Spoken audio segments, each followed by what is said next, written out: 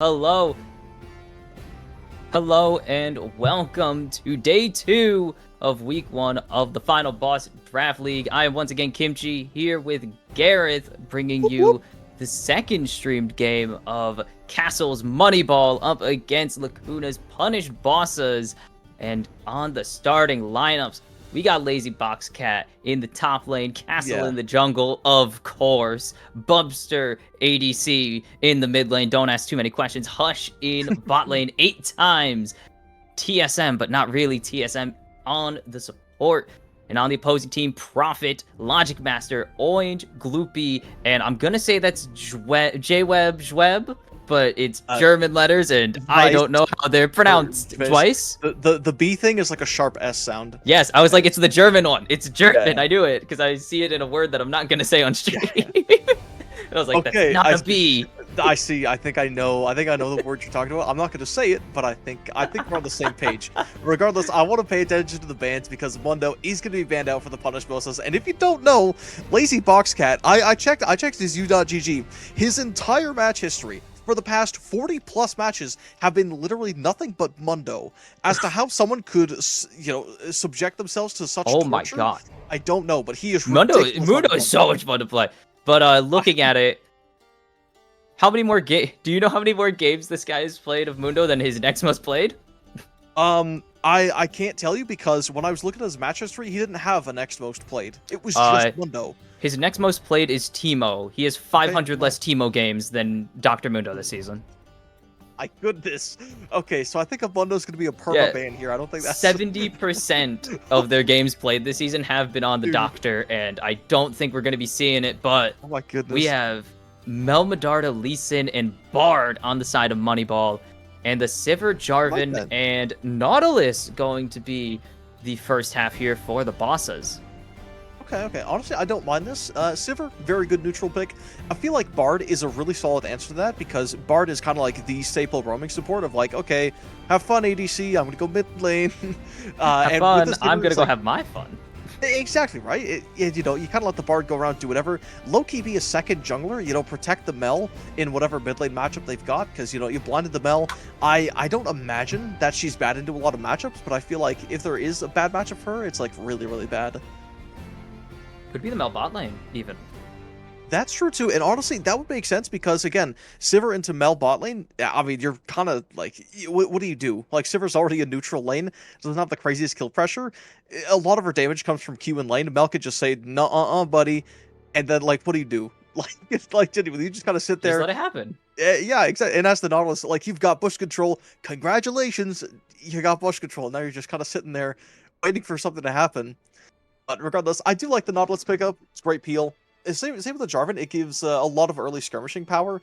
With the Ahri as well, not the most useful champion in the world if she's ahead, but definitely is has one of the best ultis at level 6, in my opinion. Let's see. This probably is...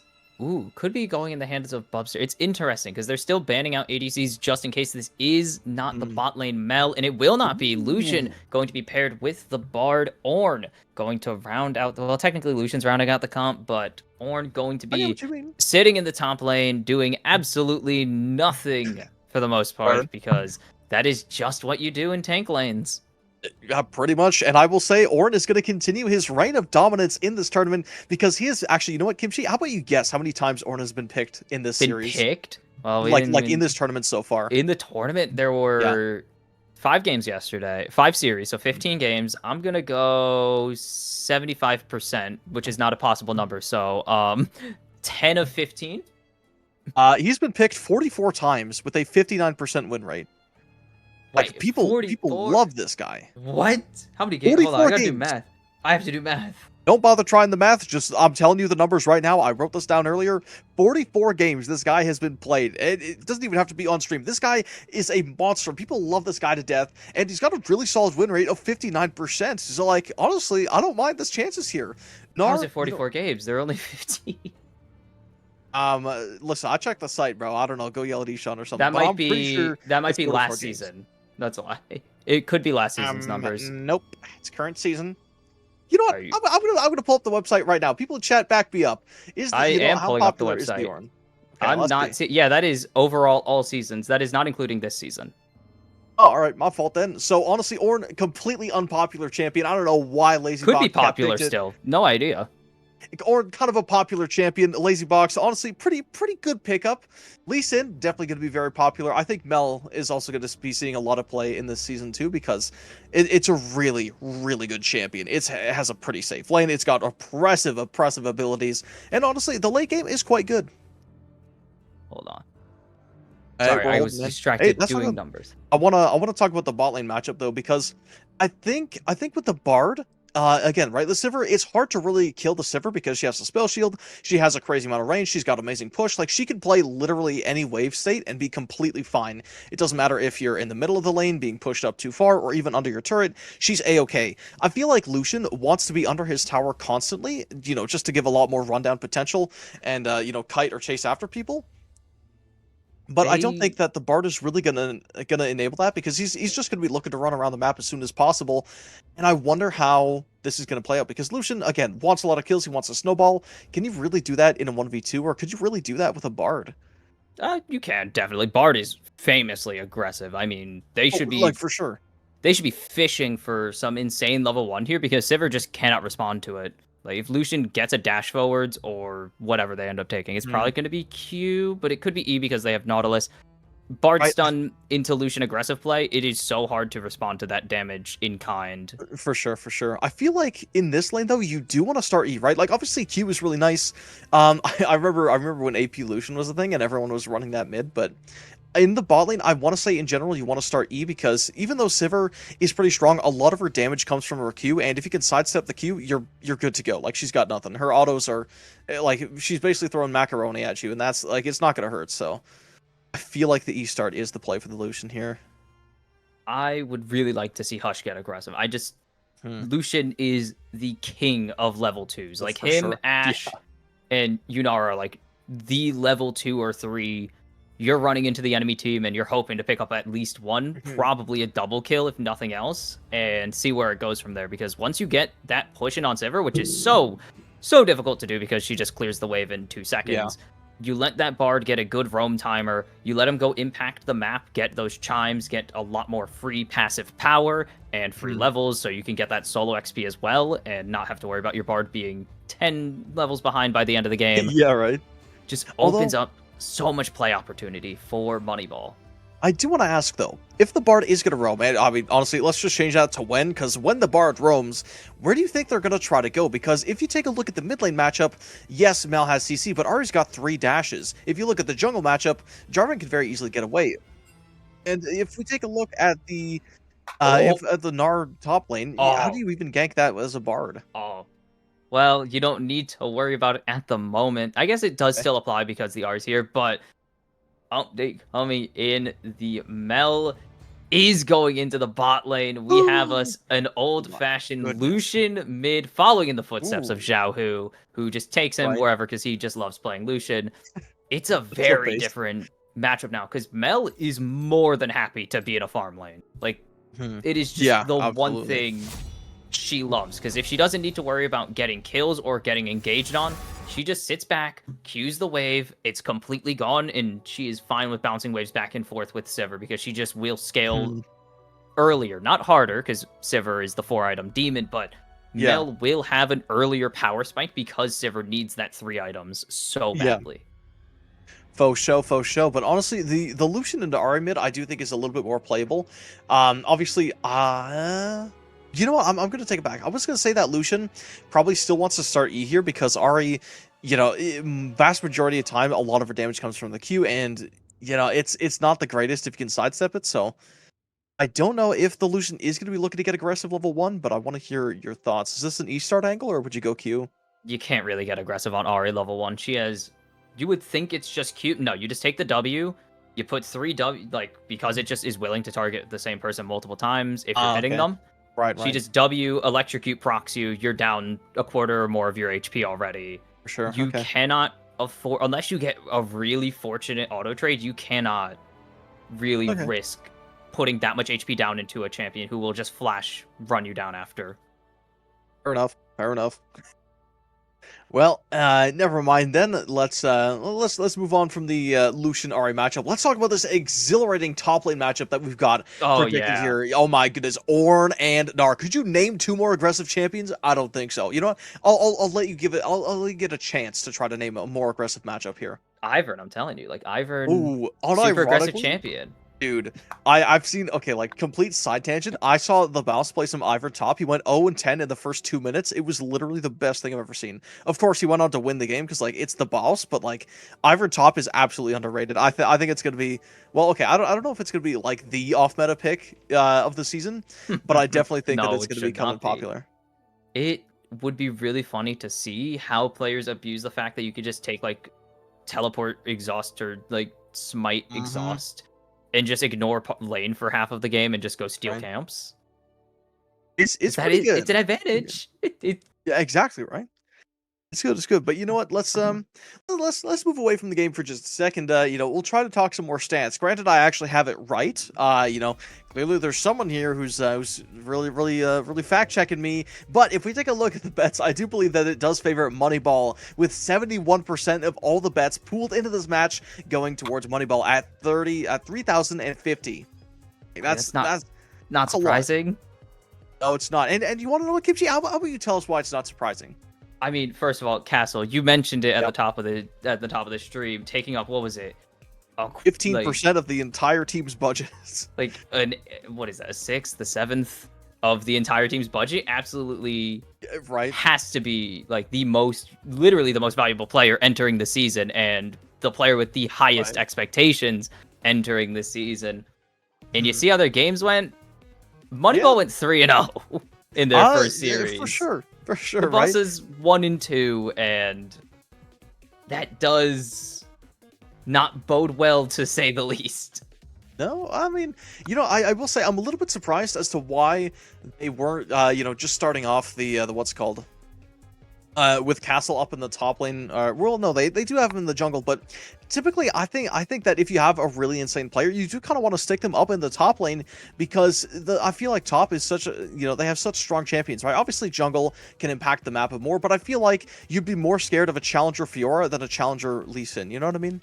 Maybe that's just me. I mean, maybe, but it's just, I think they want Castle on a real impactful role because there's only so many Mhm. top carries they're gonna let him get in the first place. I mean, you Mhm. can already see what's happening with Lazy Boxcat, a player that is still good, but Oh is yeah. not 50 points good. Yeah, no, I think they are. Oh, I want to say in the 30s, but let me take a look at my sheet here. Granted, it's all the right way around. No, 27. Okay, I was close. I was close. They're like half the points of Castle. That's And they're actually still wild putting though. bans towards him. Like, they're still putting Yeah, for bans real. towards them, so I don't want to know what would happen if Castle went to the top lane and it's just Right, right, everything's gone. right, right. And you know what? It's a good thing that it's not fearless as well because I feel like, or at least in some of the leagues that I've casted, we've seen some game one civil wars where the picks are absolutely horrendous, but it's all to just sack 5 champions from one player. It's a really funny strategy because you essentially get 10 bans on one player for like one match, and that can really be tilting. But of course, there is no fearless in this entire tournament. But Kimchi, do you want to tell us how this actually works with fearless, and you know what, player fearless as well? I think that's a good way to call it. Self-induced fearless or whatever. I don't know. We don't really have a term for it besides just like unique champions. But you get points. We're probably going to mention this every stream because it's just such an easy segue. But you get more points or extra points, I should say. Not really. Whatever.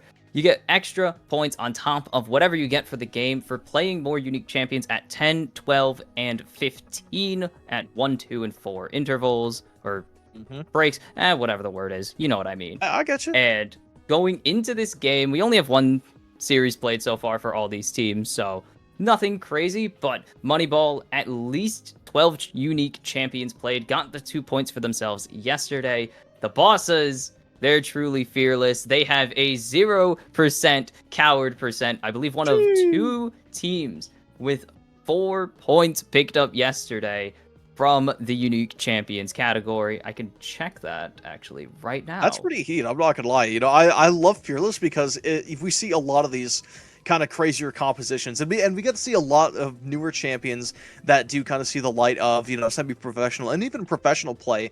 Like we've seen some wild stuff in the recent championships and MSI and all that jazz. And heck, we're still probably going to be seeing a lot more cool stuff coming from them because it's only really just started up. You know what I mean? Like there's a lot of games to go, a lot of different teams to see, and obviously a lot of different champions that are inevitably going to come out. But one thing I did want to mention in terms of champions is, of course, Hecarim, because Memesta, if I said that correctly, apologies, is one of the jungle top players for Moneyball. Most of his match history, or at least his recent match history, has been Hecarim. Like, this guy is Dante's incarnate. I would hate to hear their comms, but I would love to see them play. Not hate to see the comms. Oh, that's brutal. What? It's just because they play Hecarim? Yes. All right. You know what, chat? Maybe you can back me up on this. I feel like all Hecarim players kind of have like the same kind of mentality as Dante's, where it's like they want to be loud, they want to be in charge, they want to be, you know, like the thing. You know what I mean? I mean, maybe. I don't know. I don't play with enough Hecarim players. Maybe. Yeah, I just know they want to run at the enemy team. They have no fear. I do know that. True. Very true. They do not fear death, and they want to just go in as many times as possible. They're like, I have ultimate. I'll get out every single time. It's and they all never good. Get out. It's basically a flash. It's like a flash if it feared, and it's not. Yeah. It's like it's a flash, but it's not instant. It can go over walls, but like if you use it wrong, then it doesn't. And you just run into it like an idiot. Yeah, like that's how I knew Hecarim wasn't for me, because I remember when I like first started playing the game, I actually used to be a jungle player, believe it or not, instead of a support kind of guy.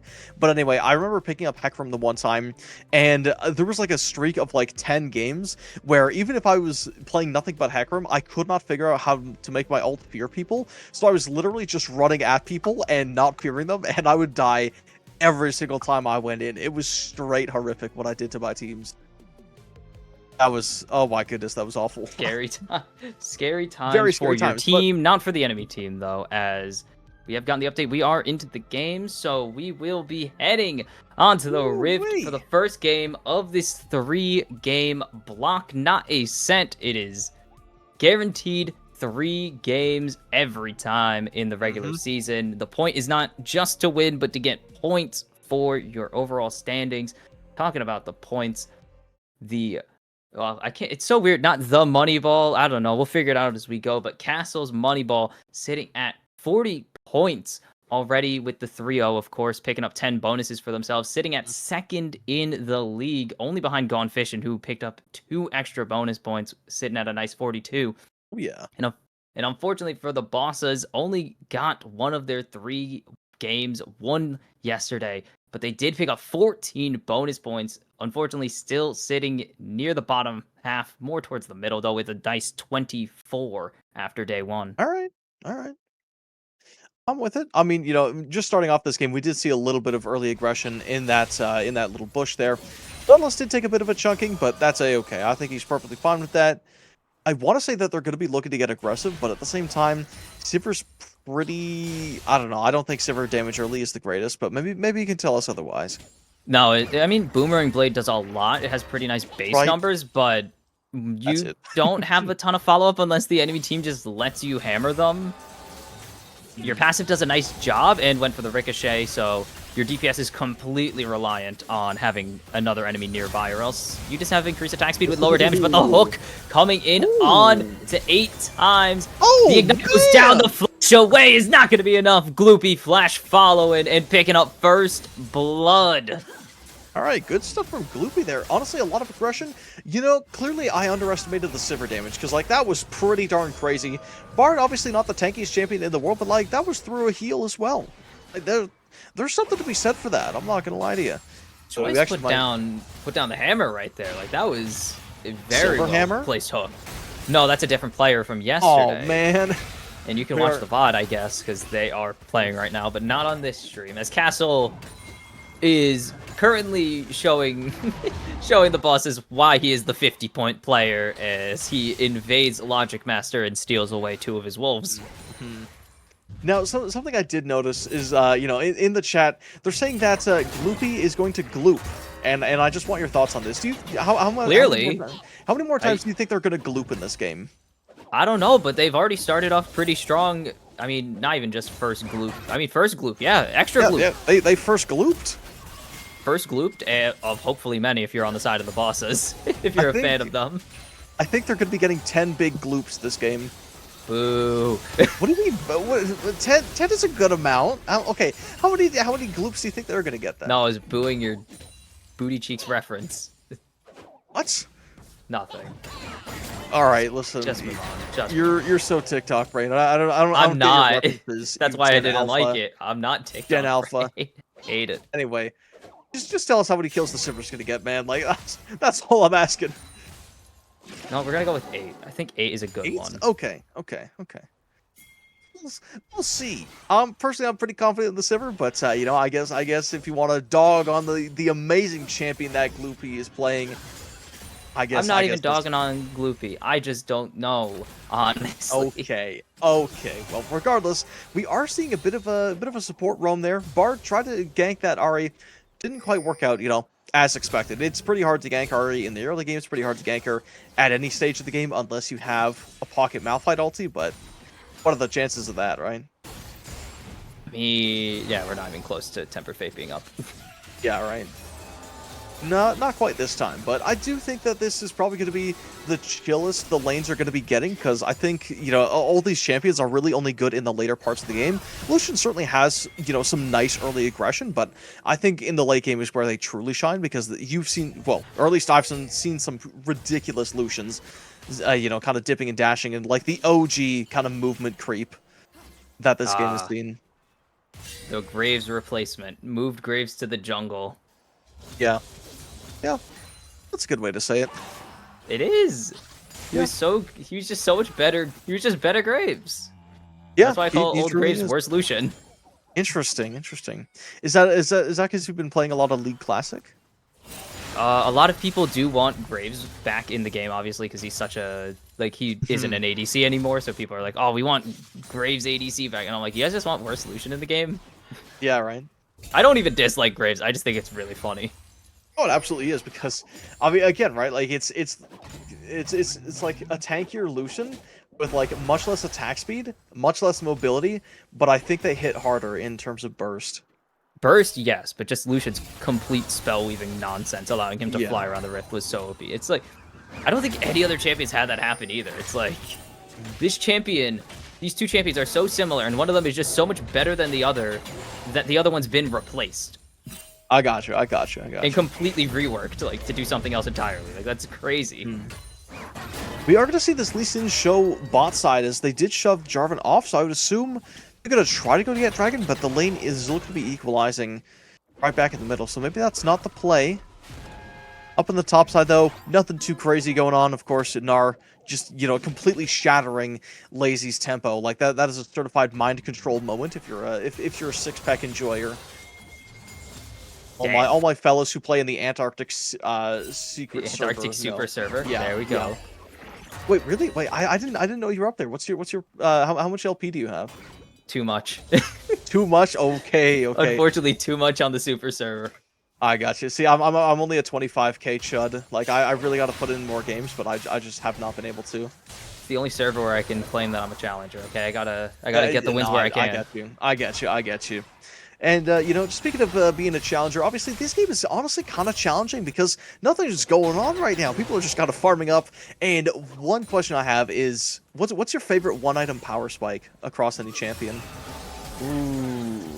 Like legendary item. No component items, like full legendary No item. Irelia? No Irelia Vamp Scepter? That's full build. Doesn't count. Nope, doesn't count. Full legendary item. What's your pick? Full legendary item, one-item power spike. Yeah.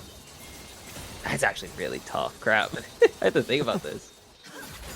What do I play on Bard? What do I take on, like, Bard or something? I don't know. Imperial Mandate kind of feels really good right now on too many champions. Like, true. Every single champion that can run Imperial has been running it, it's kind of they do insane. Excluding that item, honestly, like, Either Redemption or Mikhail's is kind of a W first item. I love taking those first item because it's so the impact is immediate, even if the stats are kind of poopy. For sure. Like Redemption is actually so slept on. I mean, we haven't really seen a crazy amount of redemptions, honestly. Like the build path is kind of bad, but we'll get back to that later. As it looks like we're going to be getting our first huge fight of this game. A 2v2 right here. Nice smart stun. Unfortunately, does miss from the Ari charm. Sorry, Ari dash. And wait just a moment. Mel going to be hooked in by the Nautilus, but we're going to be avoiding our eyes from that one, as I do think that Bossas. Wait, hold on. Wait, he's diving into the dragon. Wait a minute. Is this actually doable? No, he gets charmed and knocked up charm read? That was a pretty sweet charm read from the Ari. Knew exactly where to blow the kiss, and Castle fell right for it. He was like, "Oh, my fair lady, I simply must." And then he gets punished for it. That's actually nice right there from Orange. Getting a huge punish onto Castle's greed. Thought maybe he could go for the dragon. Gonna get hooked now. As Hush just gonna get away. The Golden Rain not gonna be enough to take down either member of the bot lane. He actually got spell shielded by Gloopy. Literally healing off of the Golden Eclipse. And now, not the Equalizer. I actually can't remember Lucian's ult. I think it's called the Culling. The Culling, there we go. go. That. I'm not a Lucian so player. cool. It's the Pentakill song. I love it. Yeah. Oh, Pentakill. You know, I think I should release more like genres of music. You know what I mean? Like we got release any music at this point. Also very true, but like if you could pick a genre that Riot should release and like what champions you'd want to sing, I guess. What would you do? Just give me Pentakill 4. Pentakill? Okay. Pentakill 3 was recorded during like COVID, so it took forever to come out. Give me Pentakill 4. Right. Just give me a real Pentakill album once again. All right, what was your favorite Pentakill song? I'm not a diehard Pentakill enjoyer, but I like the one where they punted Timo in the music video. That was really funny. I think that's Mortal Reminder. Chat, if you're a big metalhead, maybe you can correct me on that one. I'm pretty sure it's Mortal Reminder. Someone look that up right now. Dude, they have sick names. I love all the names being like League references, even though like half of them are dead. Yeah. But you know that I think that makes it even more metal. You know. Death. YK. Yes. Yeah. It depends. There's some metal not about death. There's a lot of it. But like that's also very true. I think there's a lot more metal than there is just death metal, like by a lot. Like there's significantly more metal, but I feel like in just the essence of like heavy metal, you just gotta have a little bit of death in there. Grubs are certainly dying though, so maybe we can get a song about that. No, Void Grubs would be a terrible name for a song, as Castle looking to contest 1v3 right now. Please. The Flash not going to get him out of the the Cataclysm. The Ornhorn over the top is Orange going to go on a killing spree already early on this Ari. Not what you want to see if you are Moneyball, as Lazy Boss Cat forced to flash over the wall. Flash follow from Orange has the orb, and he has definitely been deceived into thinking he was free. And that is a 4-0 Kitsune. Yeah. See, true mind controllers don't flash into the tri-bush. They flash into the bush like right beside them. Because nobody expects it. Immediately. Potentially, but it's doing it for the love of the game. Speaking of the love of the game, though, dare I say, Castle having a bit of a slower beginning. I'm not going to lie to you. You know, for being 15% of the team's budget, I thought that they were going to be going like 5-0 at this point. They've been still a dunked on team by. game. Very true, very true. But this Ari has been able to find them on both occasions, basically. They hit really nice charms on Castle, both on the Dragon Pit and just in that grub fight that we just saw. It is very difficult to move as Lee Sin if you are against an Ari, especially with the stun coming through on the Electrocute proc. Just no follow-up damage there from Hush, though. But with the Malignance as well already built, thanks to 4 kills and 105 CS. Oh, yeah. She is going to be drifting around the Rift. Or at least I would assume so. Maybe Bard is going to be able to stop her. It's already back up. It's almost back up already. It's over. True. But on the other side, for Moneyball, they do have a couple pretty good spikes. They've got the Luden's Echo on Melt. They've got the Kraken Slayer just picked up on Lucian, and the very freshly bought Sundered Sky for Castle. Pretty solid spikes. We were talking about one-item power spikes. I do think that Kraken Slayer is probably going to be my pick for the one-item power spikes. Well, here's a one-auto power spike. As Temper Fate just in time, but is it going to be enough? Wait! Spear Rush comes out, the heal is huge, but the orb comes back on the rebound. 5-0 for Orange, Twice getting involved. What a gnar! As Prophet going to come in on a teleport, Mega Nard up. And it's going to be 3-0 on Moneyball's Moneyball being caught out, I should say.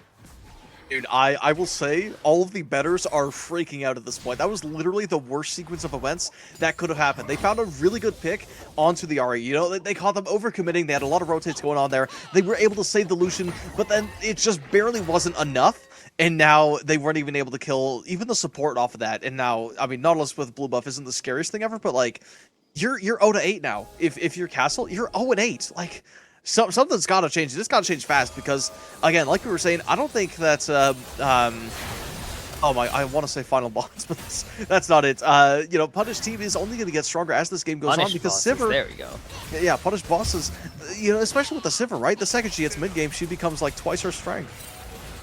She is still not quite a champion, doing very well for herself though. Gloopy 1-0-1, not really involved in these fights, but farming up a storm as the dragon going to be taken. Castle just gonna have to leave. There's just no reason at all. Maybe the steal with the arcade comet. Oh my goodness! Are you kidding? Oh my god! All right, all the bettors, you are correct. Moneyball is winning this one. Holy cow! Yeah, you can't be up there. Orange is so fed. I mean, we talked about Malignance. The Hextech Alternator, people sleep on the extra 45 magic damage that comes from that thing. Upgraded Swifties and the 10 stack ring already on their finger.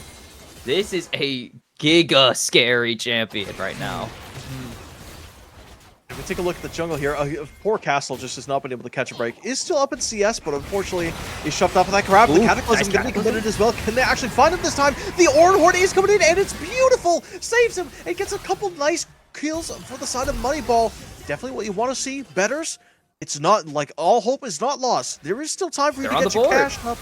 They are on the board. Oh, they're dead. Bot lane, though, I think Bell is going to be on the board, or back in Fountain, rather. Yeah, it's not enough. Gloopy getting a second. All right, okay. You were doubting a little bit. Second gloop of the game. You said 8 gloops. I said 10 gloops. We have a couple people in chat saying over 10 gloops. Over so Gloopy, 10? over 10 plus gloops. There's some gloop enjoyers in the chat, and I respect it. Absolutely, for real. We're all here for good glooping. 2 out of 10 gloops. All right.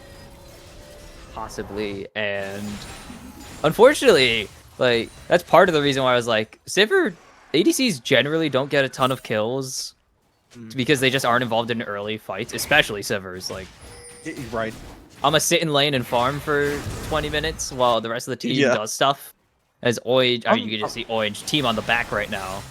I'm surprised that the Sivir didn't opt for a call because they've been farming the entire time. I do imagine that this is going to continue. I feel like you just always go call as Sivir second, like first base. It's like, oh well, right. I'm gonna be here for a bit. The champion herself should just come with a call. Like that should be her passive. Yeah. Give her OTF passive as Orange maybe meant to do that. Gonna get stunned, but the Spirit Rush is just in time. Nice flash there from 8 times though to pick up the perfectly timed stun. Very well played. Unfortunately, the Nautilus there, Jvice, was able to save the Ahri, but you know, if they weren't there, I think we could have seen the kill. Ahri gonna return the favor, blowing a kiss over to 8 time. Can they find this though? It's a big chunk of damage, but they have Nautilus nearby for maybe some backup. Unless Nautilus is going to be caught out by Castle. Oh, I mean, Lazy Box guy is going to be pretty chill. Like, that's kind of your only real hope right now because... lethal tempo on Gnar? Yes, a lot more people have been... You know, over the years, like, Gnar has been very well known for switching up his keystones. Oh, for sure. Like, he takes Grasp, he's taken Fleet, he's taken Conqueror. Recently, I can't say like recently, but like this year and historically as well, a few times, like if you're in a super, I'm just gonna auto attack you matchup, constantly like Scion. It's just like it's finally been proven. Just okay, the heal's not worth it. You're just gonna kill them. So just hit them 15 times with the boomerang and see what happens, because they're not gonna fight you. Like Scion or Mundo, they just have to kind of take the punishment for quite a while before they can actually play the game. And speaking of masteries as well, we are seeing Ornn opt for the Ahri, which honestly... Yeah, you're not getting Grasp. We were talking about that yesterday, actually, where you go Ahri into Bramblevest, and every single time a ranged champion hits you, it procs the Ahri. Should've won it. It would be hype. Right.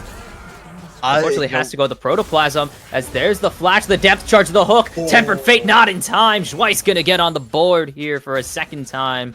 So we have as many Schweisses as we have Gloops. He stole a Gloop. That's got to be a yellow card.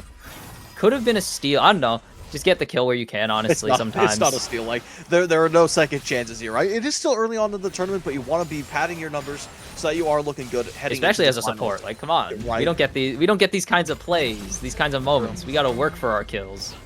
Very, very true. You know, ADCs, all they do is auto-attack. Like, come on, guys. It's not that difficult. I did all the hard. I did the engaging. Let me have this. Yeah, honestly, another... How do you kill Orange? That's a good question. You know, they have Malings, they have not Protoplasm. Rocket you Bell. I'm going to build Protoplasm. There we go. They have Rocket... Ooh, Uh-oh, Castle. No jump out, the kick away, but Blast Cone's still going to get blocked or popped by Profit. As they will get the portal hook. Oh, Heaven and Earth cannot stop the depth. The Titan of the depths. As Profit going to get on the board. And now the chase down begins. The Meganar still on the prowl. He's prehistoric, and he's probably bad about it.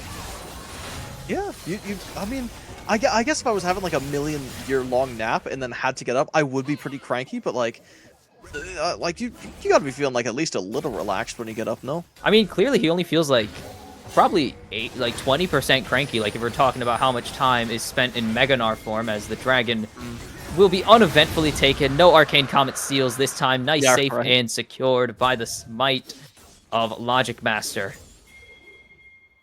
For sure. And you know what? Actually, one thing I want to say is Punished Bossas, their team manager, ghosted me. I was trying to get them for an interview before the game, and they were like, oh yeah, what time can you do it? I sent my times, and they said nothing. And they were hopping on Uma Musume, and I was going to talk to them. I respect it, yeah! Too, but I was trying to talk to them. I was going to be like, yo, what's your favorite horse? You know, what's your favorite Uma? Come on. Exactly, right? Like, how's the Uma Musume grind going? And they just didn't get back to me. Can you reflect depth charge? No. Not a projectile. I want to say you can.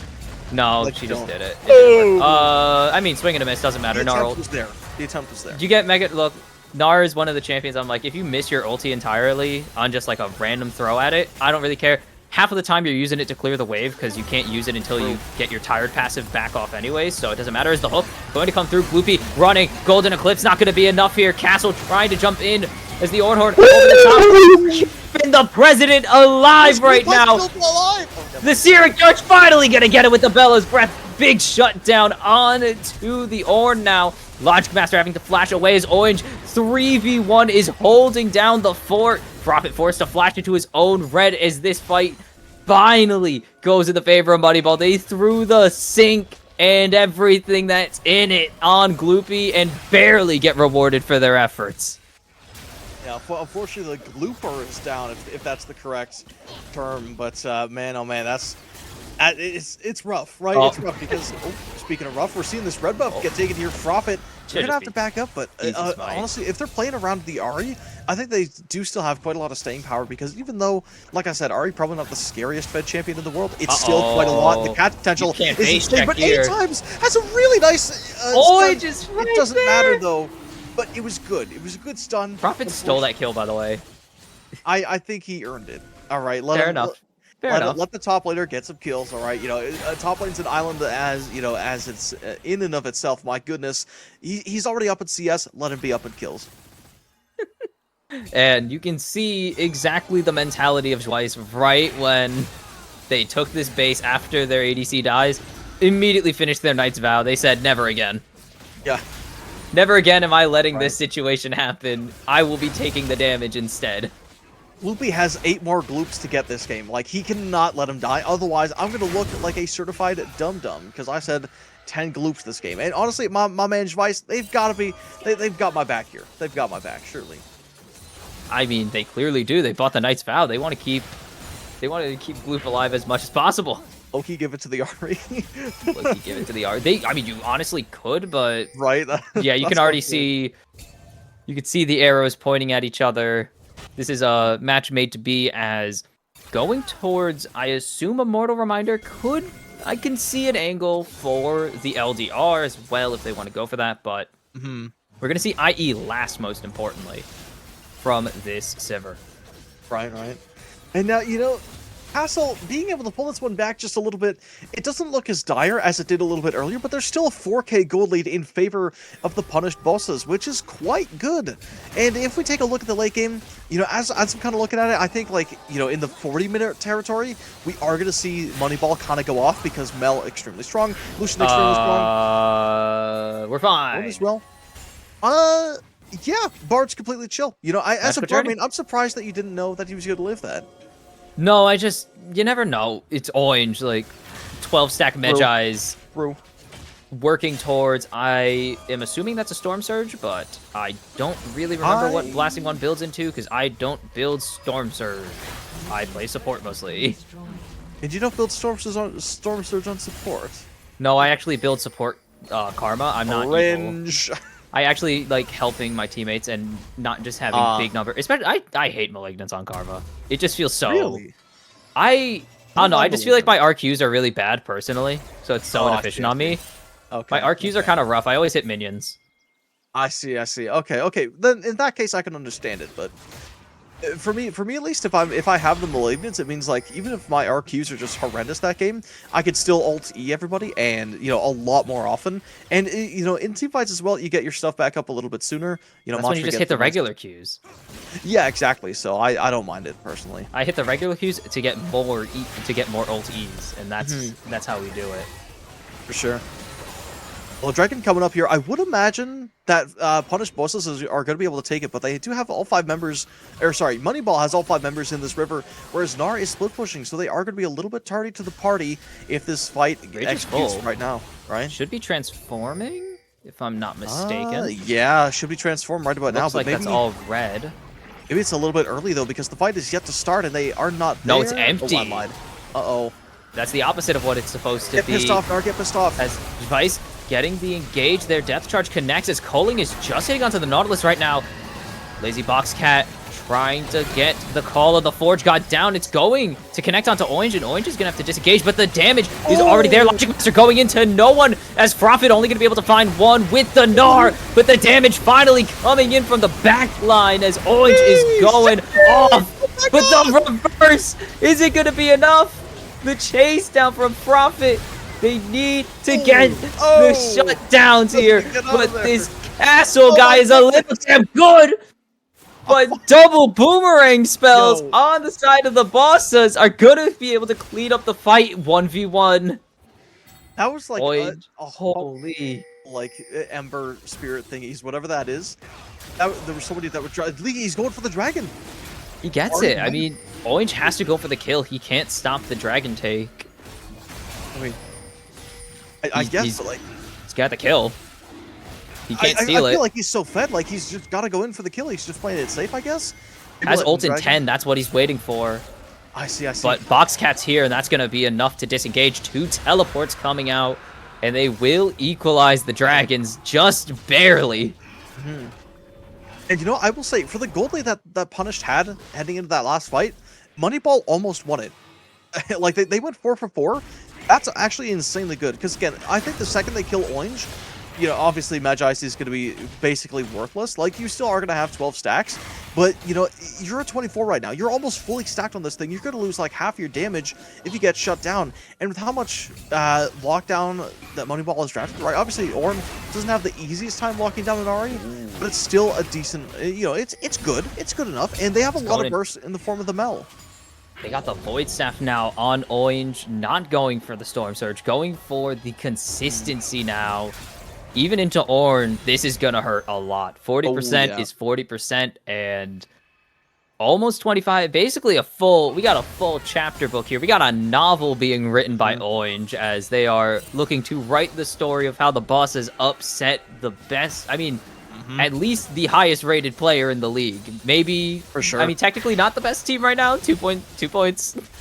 But yeah, we get the message. Hey, I get you. And if we look at the Magic Resist situation, the only people with Magic Resist is Castle and Lazy Box Cat, and they've only got Burk Treads. Yes, it's a nice pickup. That's a Rookard. He does have Rookard. Wait, okay. Listen, when I was looking over initially, he just built that, by the way. He just built that with his passive. He did get that before teleporting.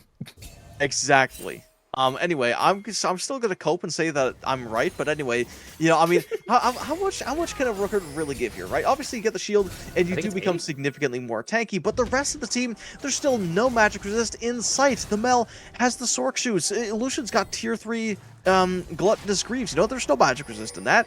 Although Bard does have the locket, so maybe that is gonna be a little bit better. Doesn't have the aura. As, ooh, a nice combo here, and you're gone. Absolutely say bye-bye. No Bard Locket to save you on this one, as they're trying to get the dive onto Profit, but the kick goes absolutely awry. They do get the teleport out at least, but it is a small Pyrrhic victory on the side of Moneyball. Honestly, it's not bad. It's good. It might be. You might need a little bit more than that to get back into this game. It might not be as good as they thought it was. Well, I mean, they do still have the jungler alive, right? Yes, they don't have Bubster, but at the same time, Travis is going to be fighting the Lee Sin, getting a little bit too antsy. Is going to go away. That is going to be the depth charge popped out of the party. He's going to be hopping right away. Call of the Fortune God is going to be interrupted by a beautiful R, and over in the bot side of the fight, that Ari is going to be able to pick off the Bell immediately, not even being able to get a response from the Ornn, and that's going to be flashed away, baiting the Ornn into their demise. The Forge God gets slain, and now they're probably looking for more as Castle jumps back in, straight into Profit, and they're going to be keeping on chasing. The Bard portal going to be coming through. He's going to save them, but now, like we were saying, this is Baron for Punished, if I'm not mistaken. I mean, you stop Baron because they just don't have the health bars to really take it at the moment. Bubster? There's no dash, Bubster! Oh, Bubster no. dashed into that! Oh, no. Okay. Well, now they definitely don't have the health bars, at least. Castle gets this. Castle wins. GG. Forfeit right now. Yep, exactly. I want to see the surrender in the chat. But wait, they might be surrendering. Kick Q as Oij has to run, but no one's around. 1K to Castle. It's doable. This is why he's so expensive. This is why he steals the crab and he kills your most valuable player, shutting them down, having their damage on that Magi's. Like okay, this is doable. This is doable. With the death stance in hand as well, they're a lot more tanky. That is. Well, yeah, that was about the only way that I could imagine Moneyball making it back. His Castle does some crazy hero plays and has done 2 of them now. We saw it on the Dragon fight, and we're going to see it on the post-Baron fight loss, getting a giant shutdown, finishing the death stance immediately on base. And Orange finally going to hit the deck for the first time this series. Absolutely. Let's take a look here. Again, if we take a look at the item situation, Sivir going to be picking up, almost at that 4-item power spike, has the Infinity Edge coming in soon. They've got the Essence Reaver, they have the Lord Dominix, they've got quite a lot. Unfortunately, Tempered Fate does miss, but Gloopy able to stay alive, so maybe that is fortunate. Well, what's not so fortunate is even with the Magi's going down, we are about to see Orange hit the spooky hat as small engage onto Device, as maybe going to turn it into a big engage, but he's getting shredded by the culling and the Mel. And that is the call of the Forge God, just drawing the battle lines. Dragon is up in 3. Profit on Vision, very close to turning into the Mega Gnar, as it will be Dragon or River control for Moneyball for the time being. They need to find a way to pivot this, because otherwise they just get poked out. Gloopy and Orange are more than okay to throw out some cheap damage spells. Mega Gnar's on the table now. That could be pretty hard to fight this one, but maybe Orange can find another pick here. I don't believe they have ulti for the next few seconds, but it's got a very short cooldown compared to a lot of the other powerhouses on this team. But Castle, they're waiting. Honestly, Profit's gotta go. They just wait for Mega Gnar to become mini again, and now, like, boom, that's half of their engage completely gone. No. Beautiful pick, almost killing 8 times. Now look at this, Ornn is going to be the target. The steal! They steal it! Once again, we've seen a Comet steal, we've seen a Jungler steal. What other steals are we going to be seeing is 8 times? Just cannot get away. Wait just a moment, this could be slipping out of the resets. They're going to try to get something out of there, but we're just going to be passing forward. That's another Depth charge goes in! It's going to be crazy. They're getting a quadra kill here. Castle's just barely able to escape. He's like, my loyal subjects, my peasants, they've all fallen, and now I must save myself. Okay, Comet steal, Flag Drag steal, as Orange just absolutely cleans up the fight with a huge opening pick onto Hush. They didn't even rebut in time, and that's going to result in 4 going down. Maybe the Baron as well going with it. As you can see, the Bossas getting started on it. Gloopy is hitting it. And it's going to be somewhat fast. It isn't IE fast, but it's still going to hurt quite a bit as Hex Flash over the wall. As Vice has to play defense. Wait, he's kind of rage baiting them. Hold on. But they can kind of just send Vice to him until further notice. They just need to keep him out of the pit. The Forge God only going to hit onto Vice. And there's the Gnar. Get the damage into Castle. No, he's going to be able to get over the wall with the Magical Journey. But if you're taking a Magical Journey, Ari is going to be more than happy to follow. As it's going to be 2 for 1. Hush. Reflects the hook. Doesn't get the Golden Eclipse off the culling. Can it do enough? Orange is absolutely being the GOAT right now and tanking it. Logic Master going nice and low. This is the chance for Bubster. Big shutdown going over, but Depth Charge will dissuade any further engagements. As this is a close game at 4,000 gold deficit for Moneyball somehow. Again, I think that there's something to be said from the calling from Castle. I assume that they are the shot caller for this team. They have disrupted 2 absolutely free Barons from the side of Punished Bossas, and they've gotten so many shutdowns on their carries, right? Castle, despite this deficit, is almost 3,000 gold up on Logic Master, who, in all accounts, should be higher up in gold. He's 0-3 and 21. This guy has been literally everywhere, almost 100% KP, and he still does not have as much as Castle. And that's purely just from, you know, all the farming that Castle's done, and all these smart decisions as well, because again, if we look at the last 2 Baron fights, Punished Bosses were up, and it was just Castle's call to say, run at them. It doesn't matter if we lose a couple people, just run at them. They cannot take it unless we say so. You know, unless we throw in the towel, they cannot take the Baron, and it's worked both times. You know, 3rd time is the charm, so maybe Punished Bosses, if they start this one up again, maybe they are going to take it. Sivir has Infinity Edge right now. If there is a time that they can get it freely, it's going to have to be now. This is the angle. They know they're on it. And even if you're stalling the Baron, I mean, you are getting some gold, but you are going to eventually lose out more than you win pot. Surely. Like, that is the angle here. But the Bossas more than happy to play this nice and slow. It was actually an hourglass. Orange going for the defensive survivability option over the ultra power spike that is the death cap. As you see, 700 gold bounty on their head, 17 kills. And they need to stay alive. They are most of the damage in this team fight. And look at this. Continues. Yeah, they're going to keep on posturing. 8 times just needs to hit a really nasty Tempered Fate on 3 members. They can isolate the fight, kill off 1, and then maybe try something there. But looks like it's a call to back up here.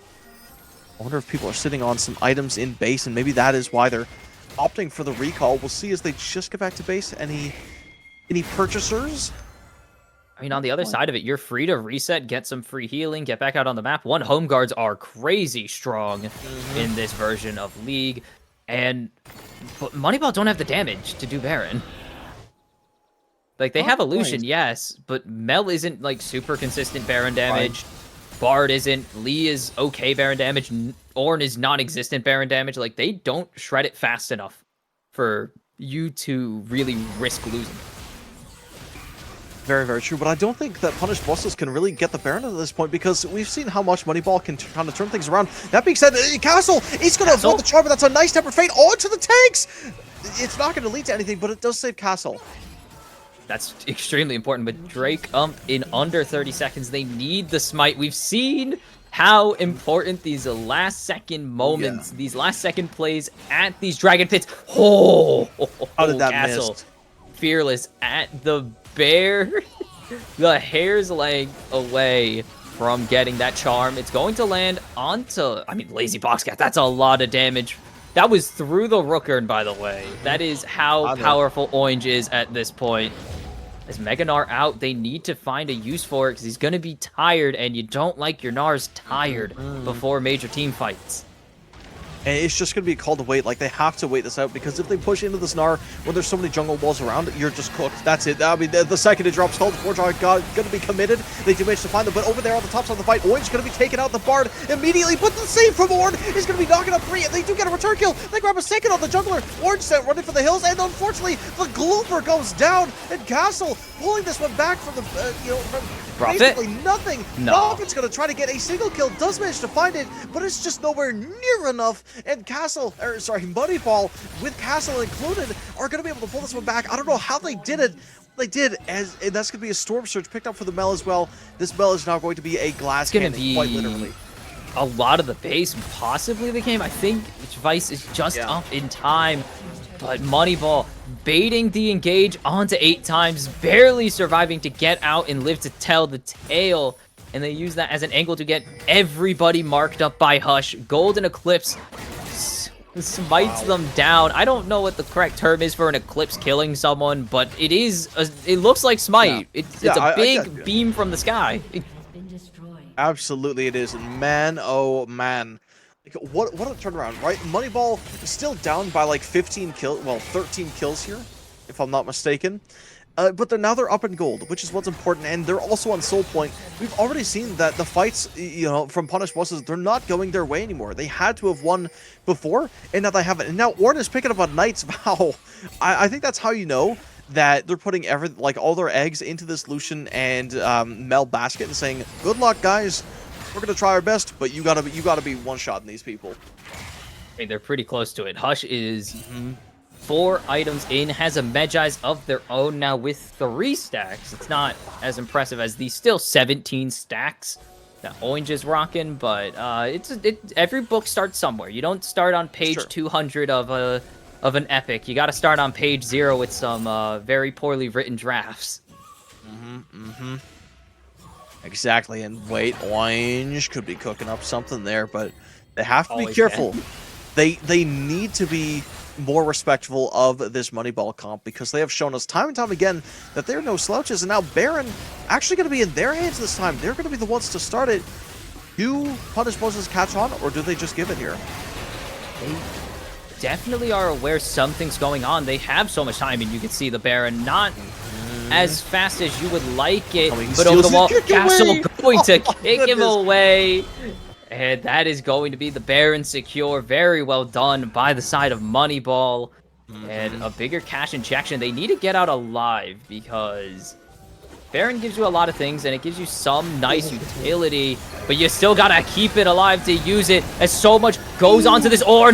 The Gnar ult over the top to cancel the call of the Forge God, and it's a huge team fight win for the Punished Bosses, as Moneyball get 4 for nothing. Castle, do you have anything you can do to save this game for your team? He cannot, and it is an ace. 5 for nothing following the Baron, as Prophet saves the day for the Punished Bosses. And we said it yesterday to close the stream, maybe there's some upsets you can pull, and the Bosses are giving us just that to open the day. Oh my goodness, that's literally all I can say is, oh my goodness. If you put, Orange on your fantasy team, you are going to be insanely happy.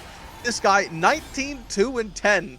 Tell me this guy was not solo carrying the game. But, in that last fight, though, Logic Master and the Gnar went absolutely bananas, bonkers, bangarang. They did absolutely ridiculous things. That entire team hitting a 5-man ulti, essentially. And, the gold graph says it all. Again, it was Punished Bosses, but then it was going in favor of Moneyball for a brief little bit of time. And then the second they got the Baron, I thought they had it. But Punished Bosses was like, nope. And they just immediately wiped the floor with Moneyball. It's like they didn't even have a Baron buff to begin with. It was ridiculous what they did. And the damage graphs as well. Look at this Ahri. They have more damage than Lee Sin, Ornn, and Bard combined. And the Sivir's not that close behind, or not that far behind.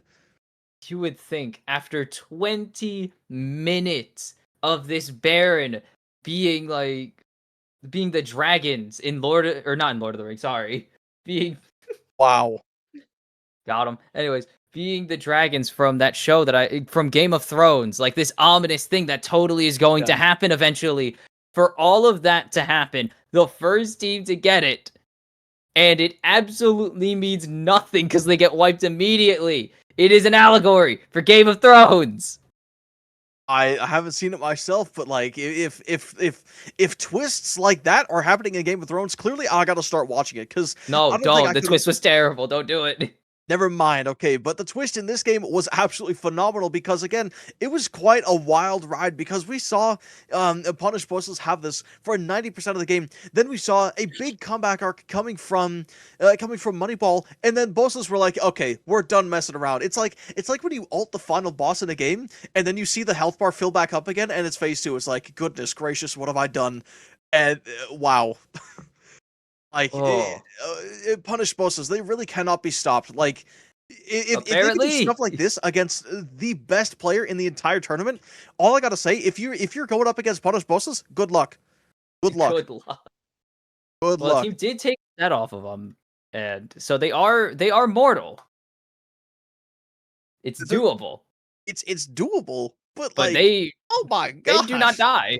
They do not say die, even with Moneyball completely creeping their way back into this game, no problems. They look at that. That is a straight line up near the 35-minute mark on the Yep. gold graph. That is a Mhm. straight line up and a straight line back down like Yeah. 3 minutes later. That is exactly the craziness and chaos that we just witnessed because that was I guess That a was reverse roller coaster because it goes down I first.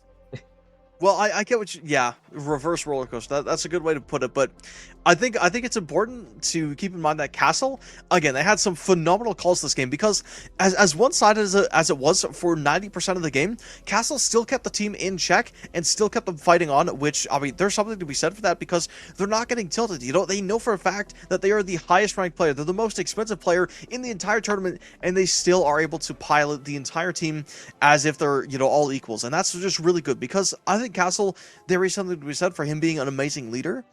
And maybe they could turn these other two games around, and they just had a bit of a rocky start. But man, oh man, like, what a game. Like, we've been saying that for like the past 5-10 minutes. I don't think we can say it enough because, like, genuinely, I thought that Moneyball had it there. The second they took Baron, I thought it was over.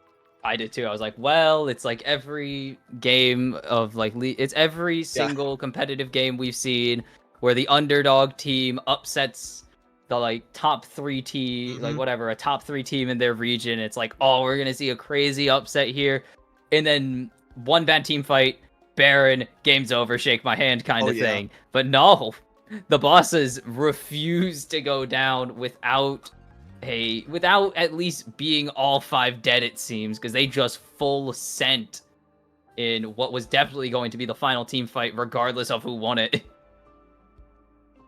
It's wild. I think that's all we can say. And if that was only game 1, I mean, listen. Yesterday's series had the craziest game 1 I think I've ever commentated over. This one definitely did not disappoint. Had a bit of a slower start, but the mid and late the mid and later parts of this game were absolutely, keeping me on the edge of my seat. I wonder if games 2 and 3 are gonna have the same energy, or if after that one, Castle's like, yo, it can't be done, right? Like, this series is not our series, guys, so we'll just try harder in the next one.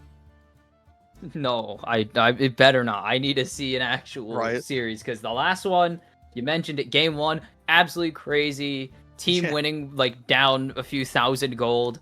We cannot have another follow-up to that be one team curb stomps the other for 40 minutes. Because that wasn't it. That wasn't the vibe at the end. It was such a sad end to the series because it was like there was nothing that could be done to stop the pool party. But maybe. Wowie. Like, listen, man, I think I'm gonna need a break. I don't know about you, but like, I gotta take some time. I need water. All right, fair enough, man. You lead us out. All right, I'm gonna go get some water. You guys should go get some snacks because if the 40 and a half minute first game chaos fight at the end isn't anything to go by, we're in for one hell of a ride, hopefully. So we'll see you for game number 2. Don't go anywhere. Hey, you're probably wondering where I am. Well, I'm in the beautiful city of Narcissus in the Elder Scrolls 3 Morrowind. But better yet, I have a shout out to some of my favorite people ever. And no, it's not Reborn Mountain X. It's actually Icebound 7, Gelenium, and Big Rev, aka Manamith. Shout out to all of our patrons who are subscribed on the Final Boss Discord site. Go sub, get FBDL Plus, get FBDL Ultimate. Make me smile more, and I'll read your name off every single time. I'll update this every single week. You can waste my time every single week.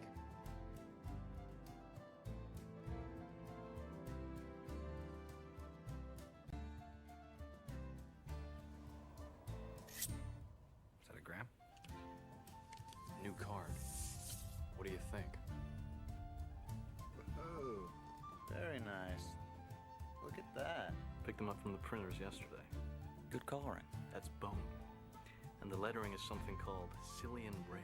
It's very cool, baby, but that's nothing. Look at this. That is really nice. Eggshell with Romalian type. What do you think? Nice.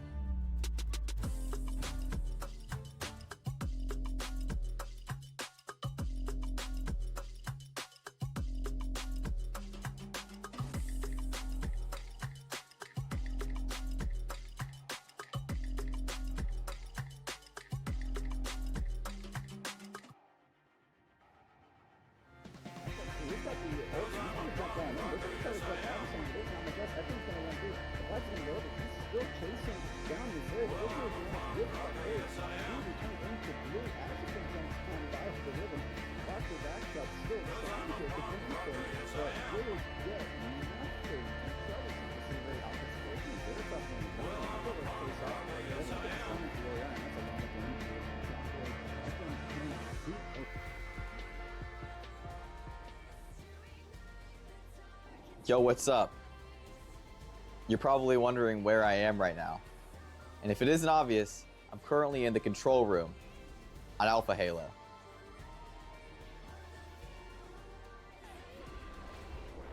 Fire in the hole! Cover fire! Firing!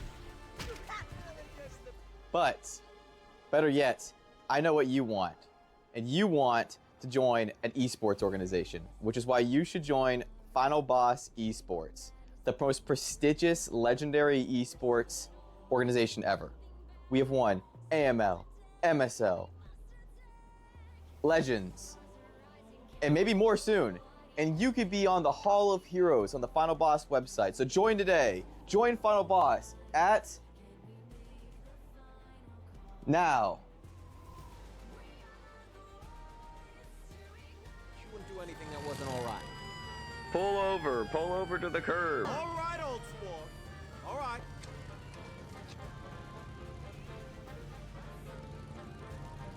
Right you are. I didn't realize you played in FBDL. Go on ahead. Thank you. Hi, I'm Church, the voice of Final Boss Draft League Season 2.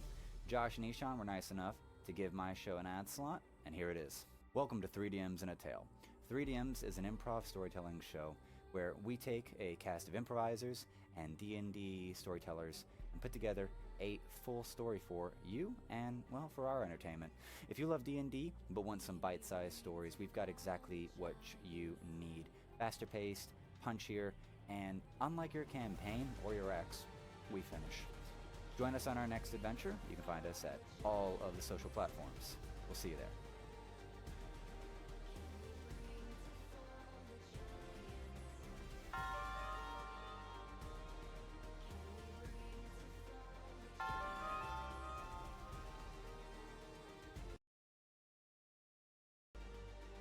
And we are back.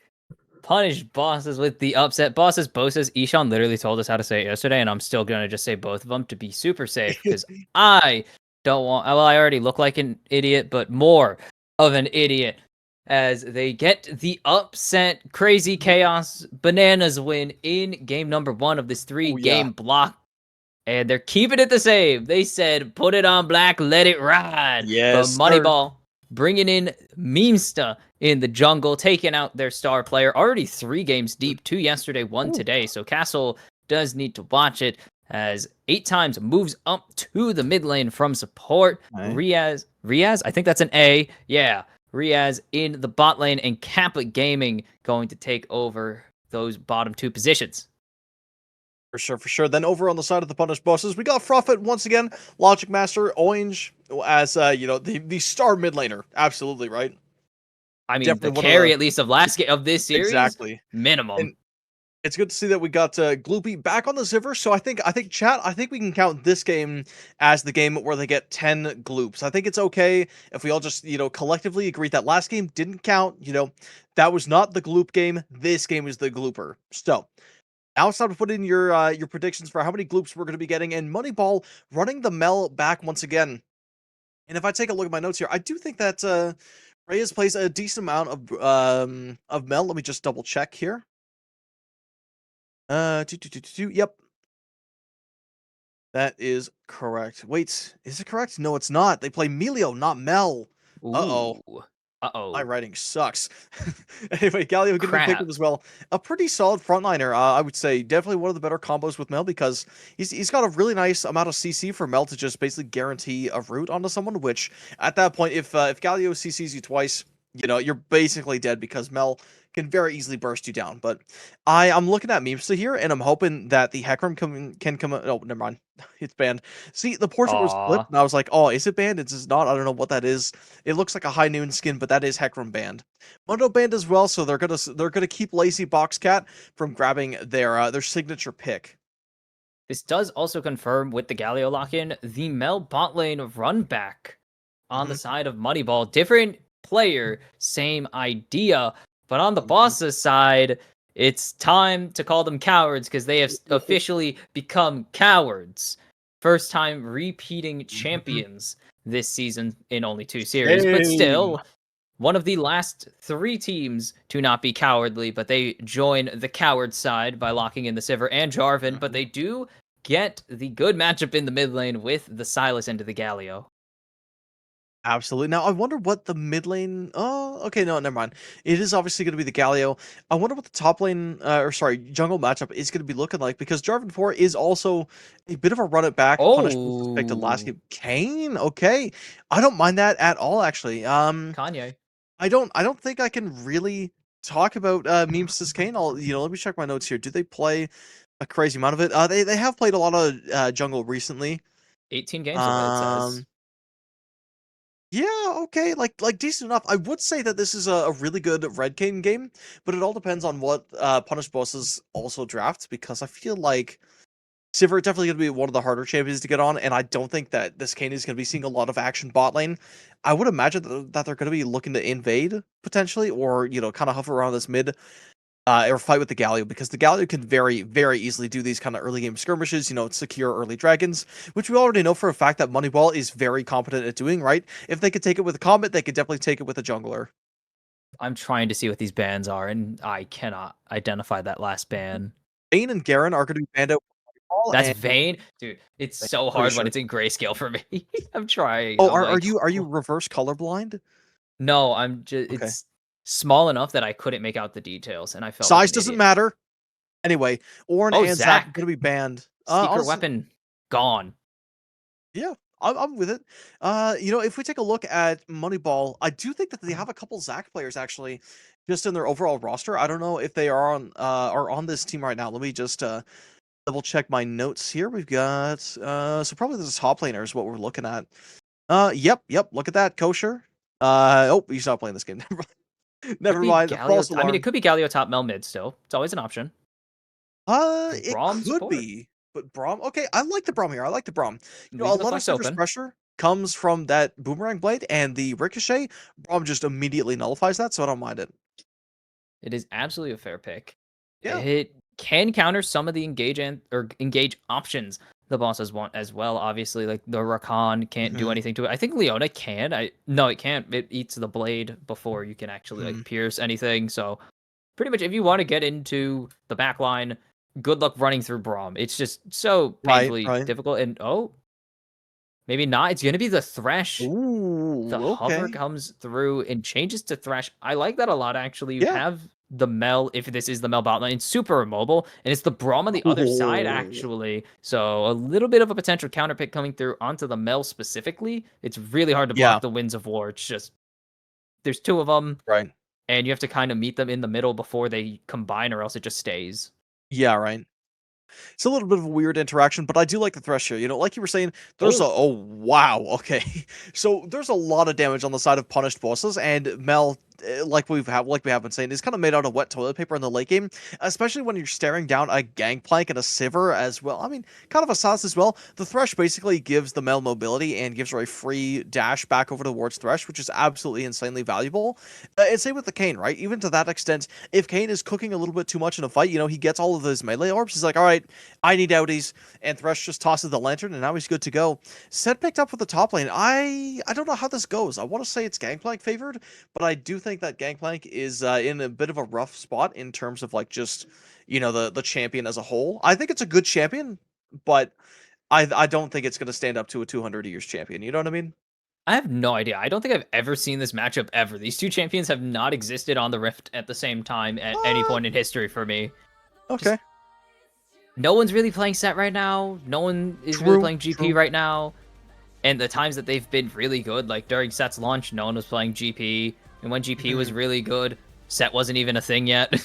True. So I have no clue. I assume GP would win this out, but honestly, I'm just going to say it's a 50-50 and accept the fate. Okay.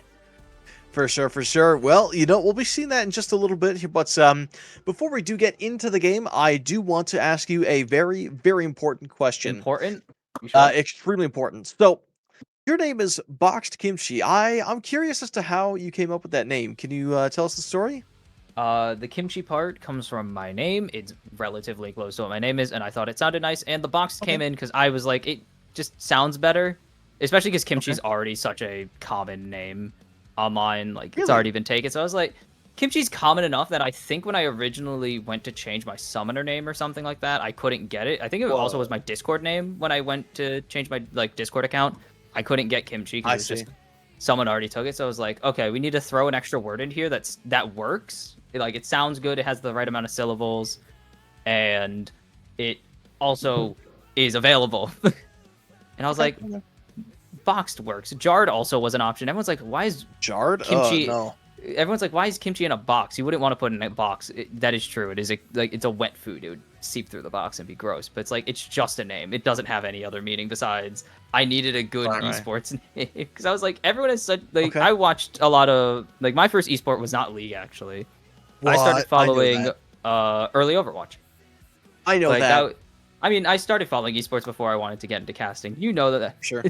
We talked a little bit about this off stream, but I was like, I started watching the esport, like the Overwatch World Cup when that first happened. I was like, dude, these guys have the coolest names ever. Like, I had an okay gamer tag at the time, but everyone was like, there was Shadowburn. Like, that's one of the iconic. What was your gamer tag at the time? My gamer tag was Joltix at the time because I liked Pokemon. Yeah. With two X's, not one, not three, two. All right. It was kind of nice. I liked it, but it was like, dude, there's people with such cool ones. There's Shadowburn, and obviously, like, once I learned there was like Faker, and Deft is honestly a pretty good one too. Like, I was like, damn, I gotta get a cool like gamer tag. So I came up with Kimchi, and I was like, this is it. This is where it's at. I got you. I wonder how you came up with Gareth. I feel like it was so difficult. Well, you know, a bit of a funny story actually. So my gamer tag on basically everything is like RR2216 or it's Angry Hair 12345. There's a separate story with that one, but we're not going to get into that today. That's not a today conversation. But Gareth actually comes from my real name because yeah, like a little bit of lore from me. I didn't really get like an actual like phone until college. So I was going through high school with like the iPhone 2, so I could not get any social media. So I never really got like I never really grew up with, like getting an Instagram account and like having an you like not an alter ego, but like you know what I mean, right? Like you were like just your Instagram self. Yeah, like I was always just me. So when I got around to actually getting into casting, I was like, oh snap, I need you know I need my Twitter, I need my Instagram, I need my you know Facebook, I need all this other junk. And at the time, I was like, I just got to make the account because I didn't know that you couldn't change what the account was actually called once you made it because I thought it was just based off your email, but I was wrong. Anyway, so I just made it Gareth, and that was it. And you're stuck with it.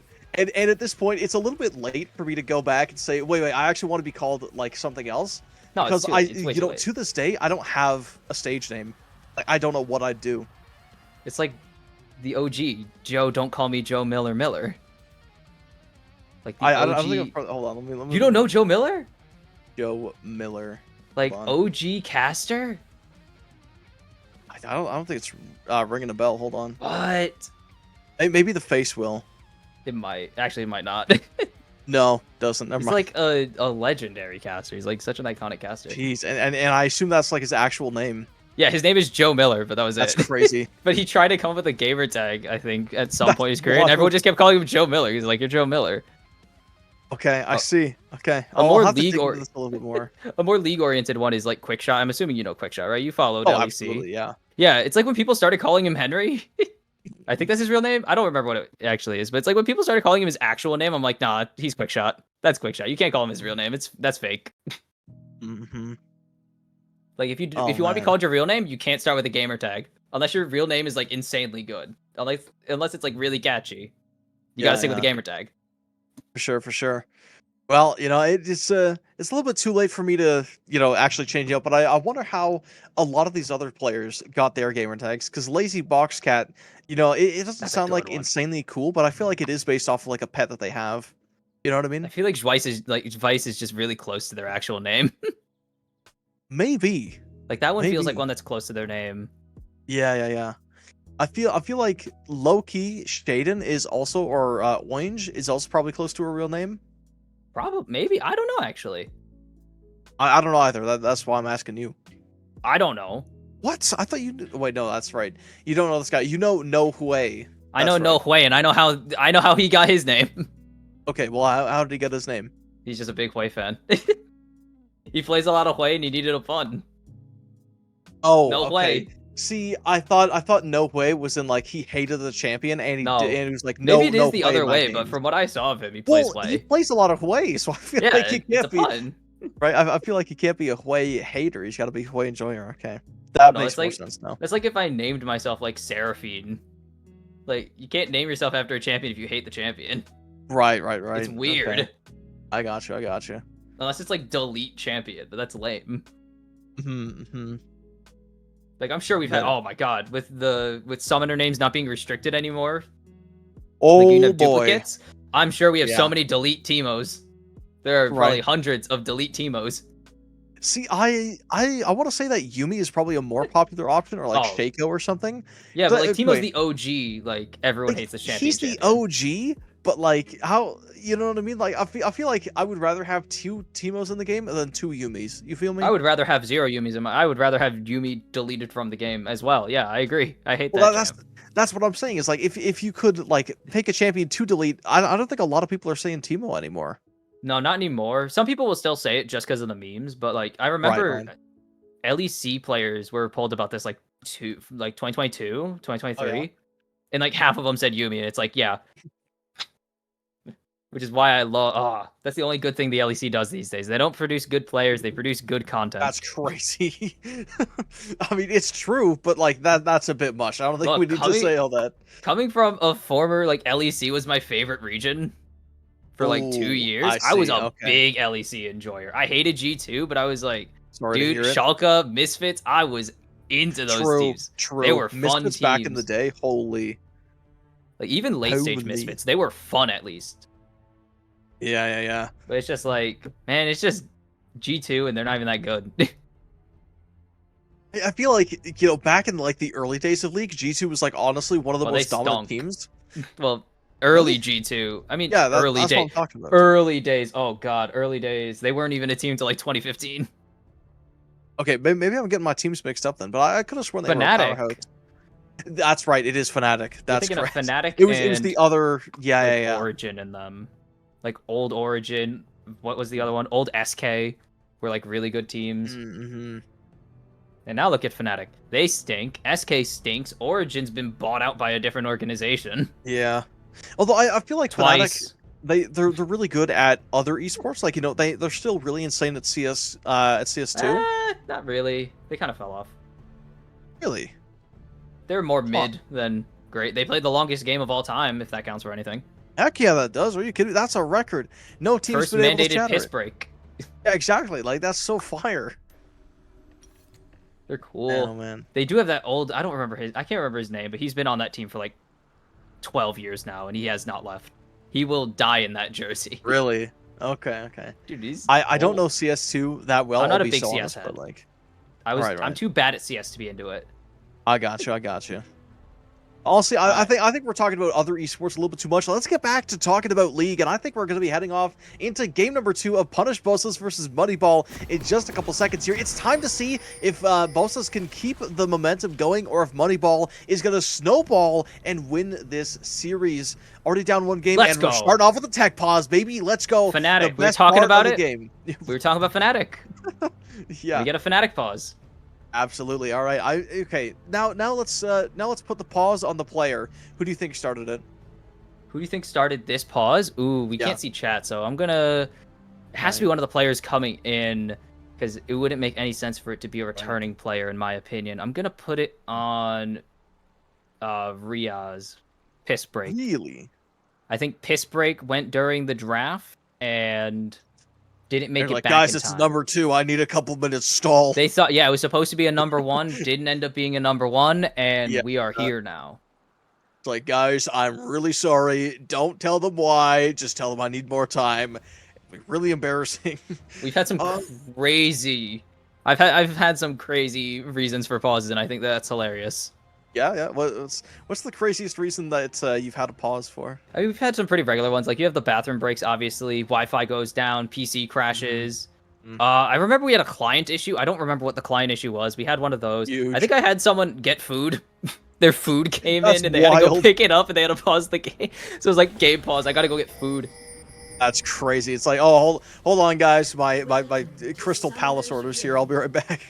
Dang it, it was I'm hearing it was Logic Master, bro. It Possibly. was Logic Master? No way. Unless I misheard that, but... Well, who'd you hear it from? Alright, well, whatever. Ooh. Wait, you got info? No, well, Ultro did just say he was the only one that didn't interact with Shop, so it's likely it was him Oh. DCing as we get the pause as we've dubbed it in BOL. So, my guess was wrong. Toplane actually taking a bit of a beating here. Set. A barrel. A Barrel. We got old Also- GP voice lines back, and that was one of the first voice lines I ever heard. Yo ho ho and a bottle of rum. Nice. I don't know why I remember it. I was so bad at League, I was barely paying attention in 2015. But I remember that line for some reason. What's the worst thing you've done when you started off in League? Like, the most reportable thing you've done? Like, is it ghosting to lane? Is it taking your ADC's kills? Like, what's the worst thing you've done? No, we did that for fun. My friends and I were trolling one night, and we were just ghosting out of spawn because we felt like it. Because we were like, it makes us go. We were ghost flashing out of spawn. We're like, it makes us go faster. Come on, we got to get to lane. While learning, I was just like, I used to stand at the enemy base. Like, I would sneak through their jungle because I was probably playing in like super piss low and no one knew what they were doing. So I would make it to the enemy gate and not realize like I didn't know the point of the game yet. I was like, I think like 12 years old. So I was like, I don't understand anything about this. I'd only played on the Nintendo Wii. I didn't play an FPS before. I hadn't played like any MOBAs. As that was a flash from Boxguy. I think that was a spot flash to get that pull that did not need it. Ooh, okay. They get the flash at least in response, so it wasn't bad, but like spot flashing doesn't do anything. I mean, it's aura. It's aura. Low-key It's an auto attack cool, reset. If you have good enough ping, it becomes an auto attack reset. This is all fake, by the way, but like I'm just That's gonna a say lie. it. Just flash at the person. It is a lie, but I'm gonna say it because I'm a huge lazy box cat glazer. That being said, though, yeah, orange. Not quite last game in the counter matchup, unfortunately, or into a wins eventually counter matchup. Yeah, well, exactly. that one's gotta hurt from Profit. Absolutely. You know, the set is going to be one of the lane bullies. You know, he's basically one of the lane bullies of all time. But I think that GP is going to outscale him. You know, the second he gets level 13 and 4 items, he will just start one-shotting people with 1,000 damage barrels. Flash? In the mid lane, yeah, I mean, Galio had No flash. follow. It is close, but 8 times, you know, a little bit too experienced on the Bard, is going to know when it's time to drop everything and run away. So, he's chilling. Had another potion too. Potion's OP. True. I remember I was talking to one of the players. Oh jeez, I forget what team. It actually it wasn't Moneyball.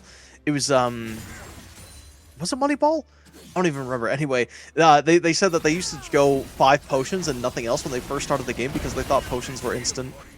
And like whenever they would They fight, were they not. would just Oh spam god, they'd be so much better.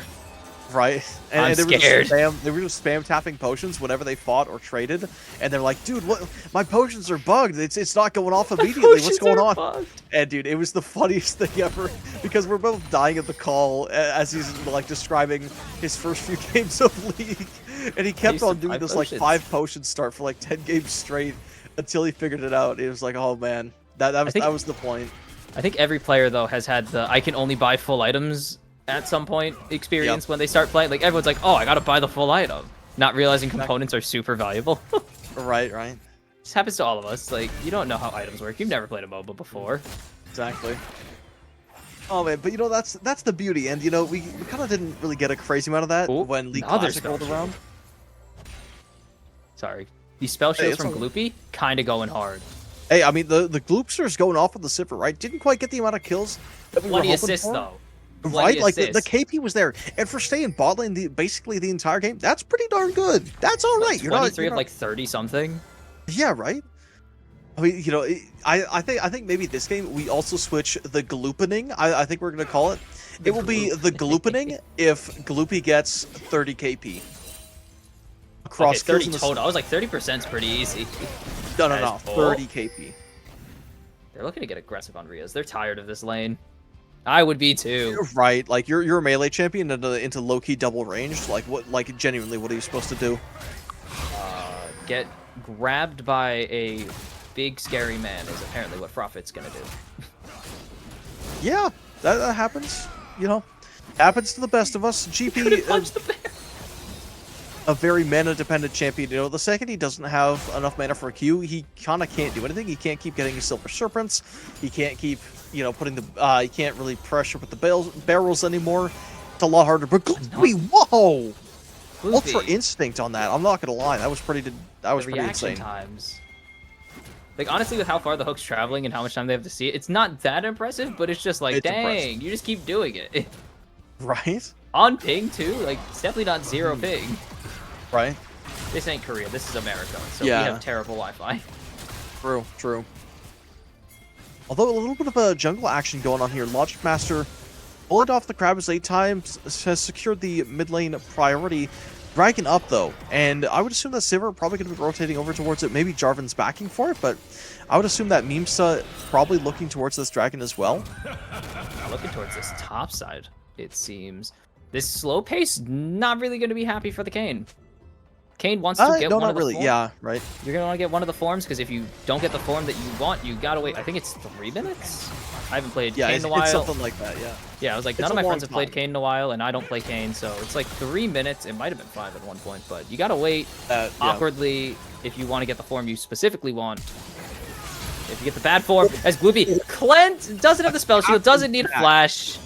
Captain Jack on the Rift, it seems. There you go. That's a boomer reference. I think everyone understands is the But Captain. it's just called a Captain Jack now. Like that's the Yeah. thing. It's just called that. Like even if you don't know who Captain Jack is, even though he just played in the League Classic show match in Korea, Right. come on guys. But like it's just called that. If anyone cleanses something instantly, it's just that. It's not called anything else for some reason. No one else has done it apparently. Right. Well, I mean, like, what would you call it aside from a Captain Jack? Like an Well, you instant have cleanse? to, But that's not the whatever same next name. player does it, but no player's done it enough or like prominently enough to replace him apparently. Right. Which is crazy. 'Cause it's been like 13 years since he last played. Yeah, it's been a while since Captain Jack has been in the spotlight, but I think that even if a new player does do it, they have to do it like what he did, but crazier. Because you got to remember, like back in the day, like Captain Jack was like low-key platinum elo in today's day and age. Like people have advanced so much.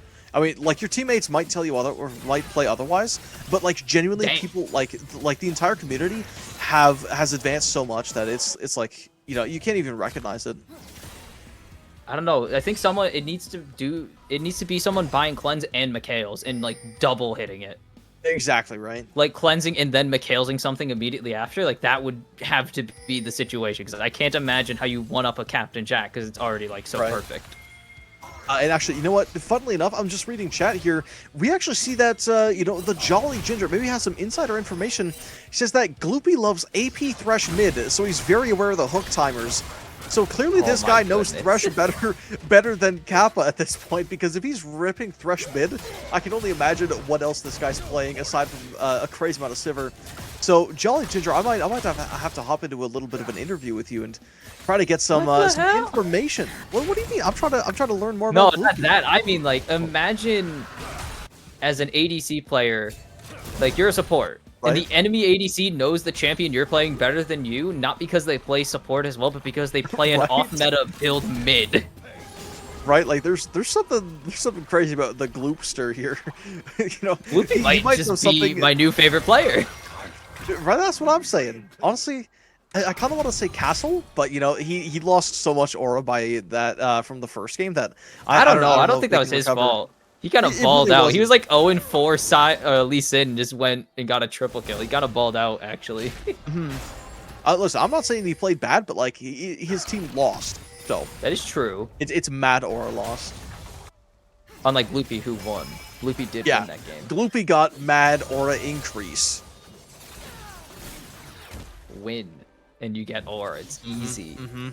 And especially, and like with all these shields as well, he's basically staring Kappa in the face and saying, "Go on, press Surely Q, one of I these dare has to you." stick, right? Like, eventually, he's going to have no spell shield, no flash, no cleanse, right? No. Eventually. Dude, we're going to see Schweiss get a Mikhail's just to I was show just gonna off. say, And be, I was yeah, just just to gonna show off say. and be like, oh yeah, I also can Captain Jack you every single time. Yeah. Just so Up you the- know. Ooh. Up the top lane. Insta. Oh goodness Oh. me, that's a flash. Okay, the orange, very slam. nutritious. Is it gonna be enough though? Kane, tiny. I mean, He has ult. The set is still taking the Umbral tower. He does get the trespass. first blood. They do get out. That's crazy.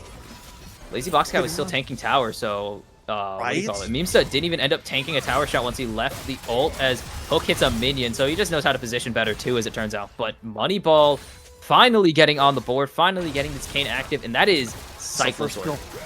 That's got to be the latest first blood in this entire tournament. You know, Ishan, get on that. I'm pretty sure that's the latest first blood. Let's It mark has to down be as a- 10 minutes? That was like 10, 17 Right? probably. Yeah, if I had yeah, to that's what I'm guess. saying. We can check the tape. Yeah. Ishan has to go do stats anyway, so we'll be able to see as okay, they're Yeah. just gonna dodge the hooks now. Okay, even Schweiss is just dodging the hooks. This is a tough night to be Kappa gaming. It truly is, and especially on like a hook reliant champ as well. Okay, there we go. That's one for the books. That's the That's first it. one. That's good. Pop steal no as well. follow-up. It's a little aggressive. I could see the vision though. They're maybe trying to get that Mel route It's- because obviously But it's Schweiss. It's not I even understand Loopy. that. I'm putting myself in the mind of this Thresh player, right? I play a decent amount of Thresh. Oh, I do too. Oh, I see it. Yeah, Right? Is that the you're same angry. Every single hook you've thrown has been countered. You're just like, I'm taking what I don't care. Right. I'm full sending. I want to do something this game. I'm bored of walking back and Well, forth. you know, and Dragon's not second even up for cleanse. another 2 minutes. I think it's okay if you blow an ulti for a trade. Like it's Dude, chill. I'm bored. Yes, Right. They're gonna put him into Cataclysm now, as this Yep. is not a box you could punch your way out of, Lazy Box Cat. This is not a York, but will be able to survive. Gets rid of the barrel before a Prophet can blow him up, which is an ominous sentence. Yeah. I mean, I feel like Prophet is going to be insanely ominous in this game because GP barrels they deal a disgusting amount of damage. Like, it's crazy what they can do. Like, thousand damage barrel crits are the norm. The second We'll Infinity see if Edge it's gets crit flank. online, We'll see if it is. it's got to be. Like, there's no way it's not. He's got It's first strike, yeah. Yeah, right. Shortly. He's going feel like Sheep, you kinda so need I it. think it's Triforce first? Oh, absolutely, it is. I mean, don't like think you should try anything Triforce. else. Well, I mean, generally not, because Triforce is like the gangplank item. You know, same with Ezreal, right? Like, there's a few champions where they just have to build it first because it just gives them such an insane, like, item spike, like we were talking about earlier today. But at the same time, I think that the critting barrels are just so valuable. Like, you can't not take it. That was a predict. So we're At this past- point, it's nothing. We're past it's the nothing last mainstream. seconding. We are now seeing the first like frames of the wind-up thing going. You're gonna throw hook. Yeah. And again, you know, based on what the Jolly Ooh, nice Ginger's play. been saying, this is all calculated. Paul just is a beast, but there's the pullback onto Prophet. There's the ultimate, the showstopper. The punch is gonna get dodged, but Umbral Trespass is here, and Memes is gonna pick up a second kill on the edgy boy.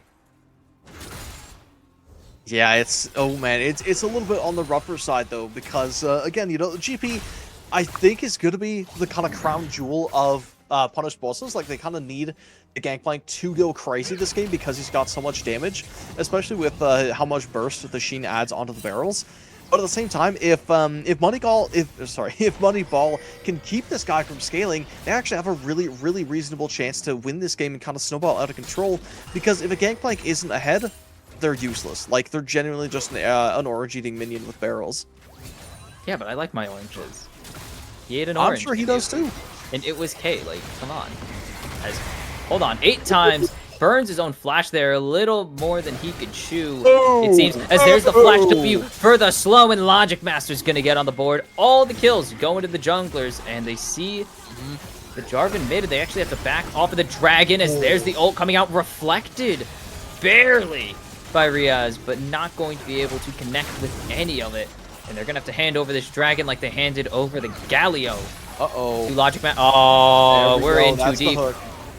I just said 8 times bit off more than they could chew, and it seems Vice is going to join them. And, we were just talking about eating oranges. I feel like, Yes. Oh, what a chain. Yes, we did it. Yes. We nailed it. There it is. Oranges, biting off more than they could chew. Yeah, what's 2 next? people die. Yeah. I don't know, honestly, as I guess we can lead this into this. Kane is getting a little fed. 1k gold lead already. There we go. Even with the kill going back over and the dragon. I mean, only 5 minions ahead, but 2 kills and an assist is huge, as Orange is putting down the law right now against 8 times. But there's the flay, the hook. What a flash. Not going to see a mad life out here. Unfortunate. This Flag and Drag onto Memesta is pretty nice, standing on top of the lantern as well. So couldn't get the jump back to the Thresh, but no one's going to really die. Lazy Boxcat does have to teleport to ensure no homicides. At least from their team. Only homicides approved by every member of Moneyball are allowed. As Absolutely. I don't think that was blind, but nice hook. It was blind. We'll say it's blind. Kappa Gaming hitting a nice hook, though. Bit of a scuffle in the jungle. Double Galio! As the double Galio ulti is going to be coming down at Orange. Not able to save the Braum in time. Memesta kind of getting a little bit fed there. Wait, hold on. Not quite proccing, and this is actually turning from bad to worse. Unfortunately, GP is nowhere near this fight, so they aren't going to be able to use their AoE spells. Logic Master, can you survive? Just barely. Yes! Half the plant on the way out. That Cataclysm was terrible because it locked Orange and Logic Master with 8 times channeling a taunt. They were like, wait, hold on, this isn't what we wanted. They're looking for Prophet, but called down the Cannon Barrage. And this version of Cannon Barrage does not suck, but Prophet also doesn't suck. Perfectly timing. Everyone's just gonna ruin the CC this game. Okay. Just everybody, I see. We have Gloopy, Vice. We're gonna have Prophet doing it. Golden Eclipse not gonna pick up Gloopy right there. Just not enough damage. And I don't think Riaz is gonna be able to get the chase down either to try and secure that kill. So Siver's gonna be more than happy to sit in this lane and just continue to do mostly nothing. Yeah, I'm with it. We are gonna see a pretty big pickup from the side of Moneyball, actually. Getting that Herald online. Definitely one of the better objective. Would you call using Rift Herald an objective? Using it is not an objective, but picking it up is an objective. It is one of the more important things to get, especially for a team comp like this. Yeah. This team comp is so, I guess we'll call it lane locked. Like, it's like grid locked kind of. Because like the Mel is stuck in her lane right now. Like the Galio's stuck in his lane. The Set's stuck in his lane because like the Galio needs to answer only the Sylas, and like the Siver's going to match the Mel because she is happy to just neutralize the lane entirely. So they can't, like Moneyball can't really do anything to try and get this Mel ahead because Gloopy is just going to play so safe, knowing that the wave will continue bouncing back and forth. Like getting Prophet is not really worth anything at this point. He's actually got a gold lead because he's actually killed more valuable minions despite the 2 assists, as Orange would be more than happy to keep matching this because 8 times is never going to pose a threat to him. He's a neutralizing lane, but like Galio doesn't crazy scale. Like Sylas crazy scales. He just needs 1 kill and Orange will be off to the races. But 8 times gets 1 kill and he gets what? Maybe he can afford Leandries? Yeah. And honestly, I don't think you'd even want Leandris in this game because, like, yeah, there's a decent amount of health drafted for the side of what's it called, Punish Bossas, but your cooldowns aren't the craziest. You know what I mean? You don't have a lot of AoE spells aside from Q. Also, I see that tower up there. That is a 1 on the tower plating right now for Lazy Boxcat. So Prophet has been pushing P. Yeah. in this top lane. So that is exactly how, I mean, you take 4 plates, yeah, you're going to be ahead gold unless some crazy nonsense goes down. Oh my god, are you kidding me? Nope. Even when they catch him off guard, he still does it. Again, Gloopy might just be the next Captain Jack, actually. He can't keep getting away with it. I think he's actually gonna, disgusting. He might. Kappa genuinely can't stop him. He's tried blind hooks, he's tried instant hooks. It just does not matter. The Gloopster is just immune to these hooks. I wonder... Oh no, Gloopy is immune.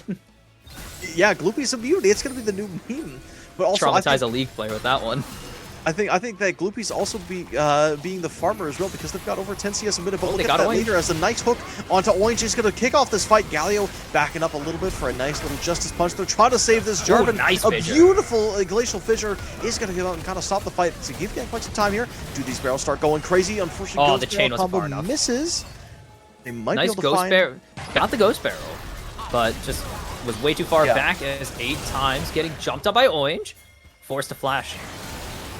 Ooh, they're trying to hit him once more. Mel can be doing so much, but look at the hook onto Launcher Master. He's going to be dropping Melt. He is absolutely colossal. 8 times dashing into the backline as well. Orange at the top side of the fight gets hooked by Thresh again. He's going to be going down extremely fast. Gloopy. But waits. Glooper is glooping on it. He's able to grab glooping one on kill. it. Can they grab a second? No, they get knocked Oh, out they the got He's going to him. be the death. And now Moneyball rolling away with this game is going to be counting their bills, counting the deaths. And that is a straight ace from the side of Moneyball. And they've only lost Galio.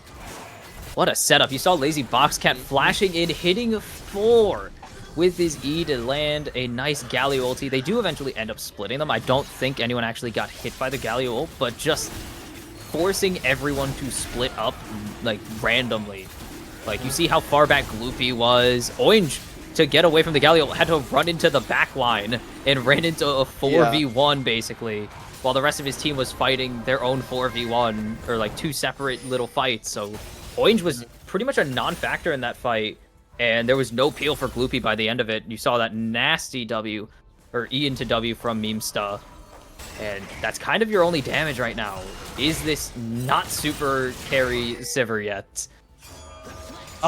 You know, Sivir not quite popping off, but, you know, definitely a little bit under the KD estimates that we had going on here, the gloopening, as we called it. Only, you know, 29 more KP to go. Not the most impossible thing in the world, but definitely a bit of a slower It says start. 29 up there. Does that count?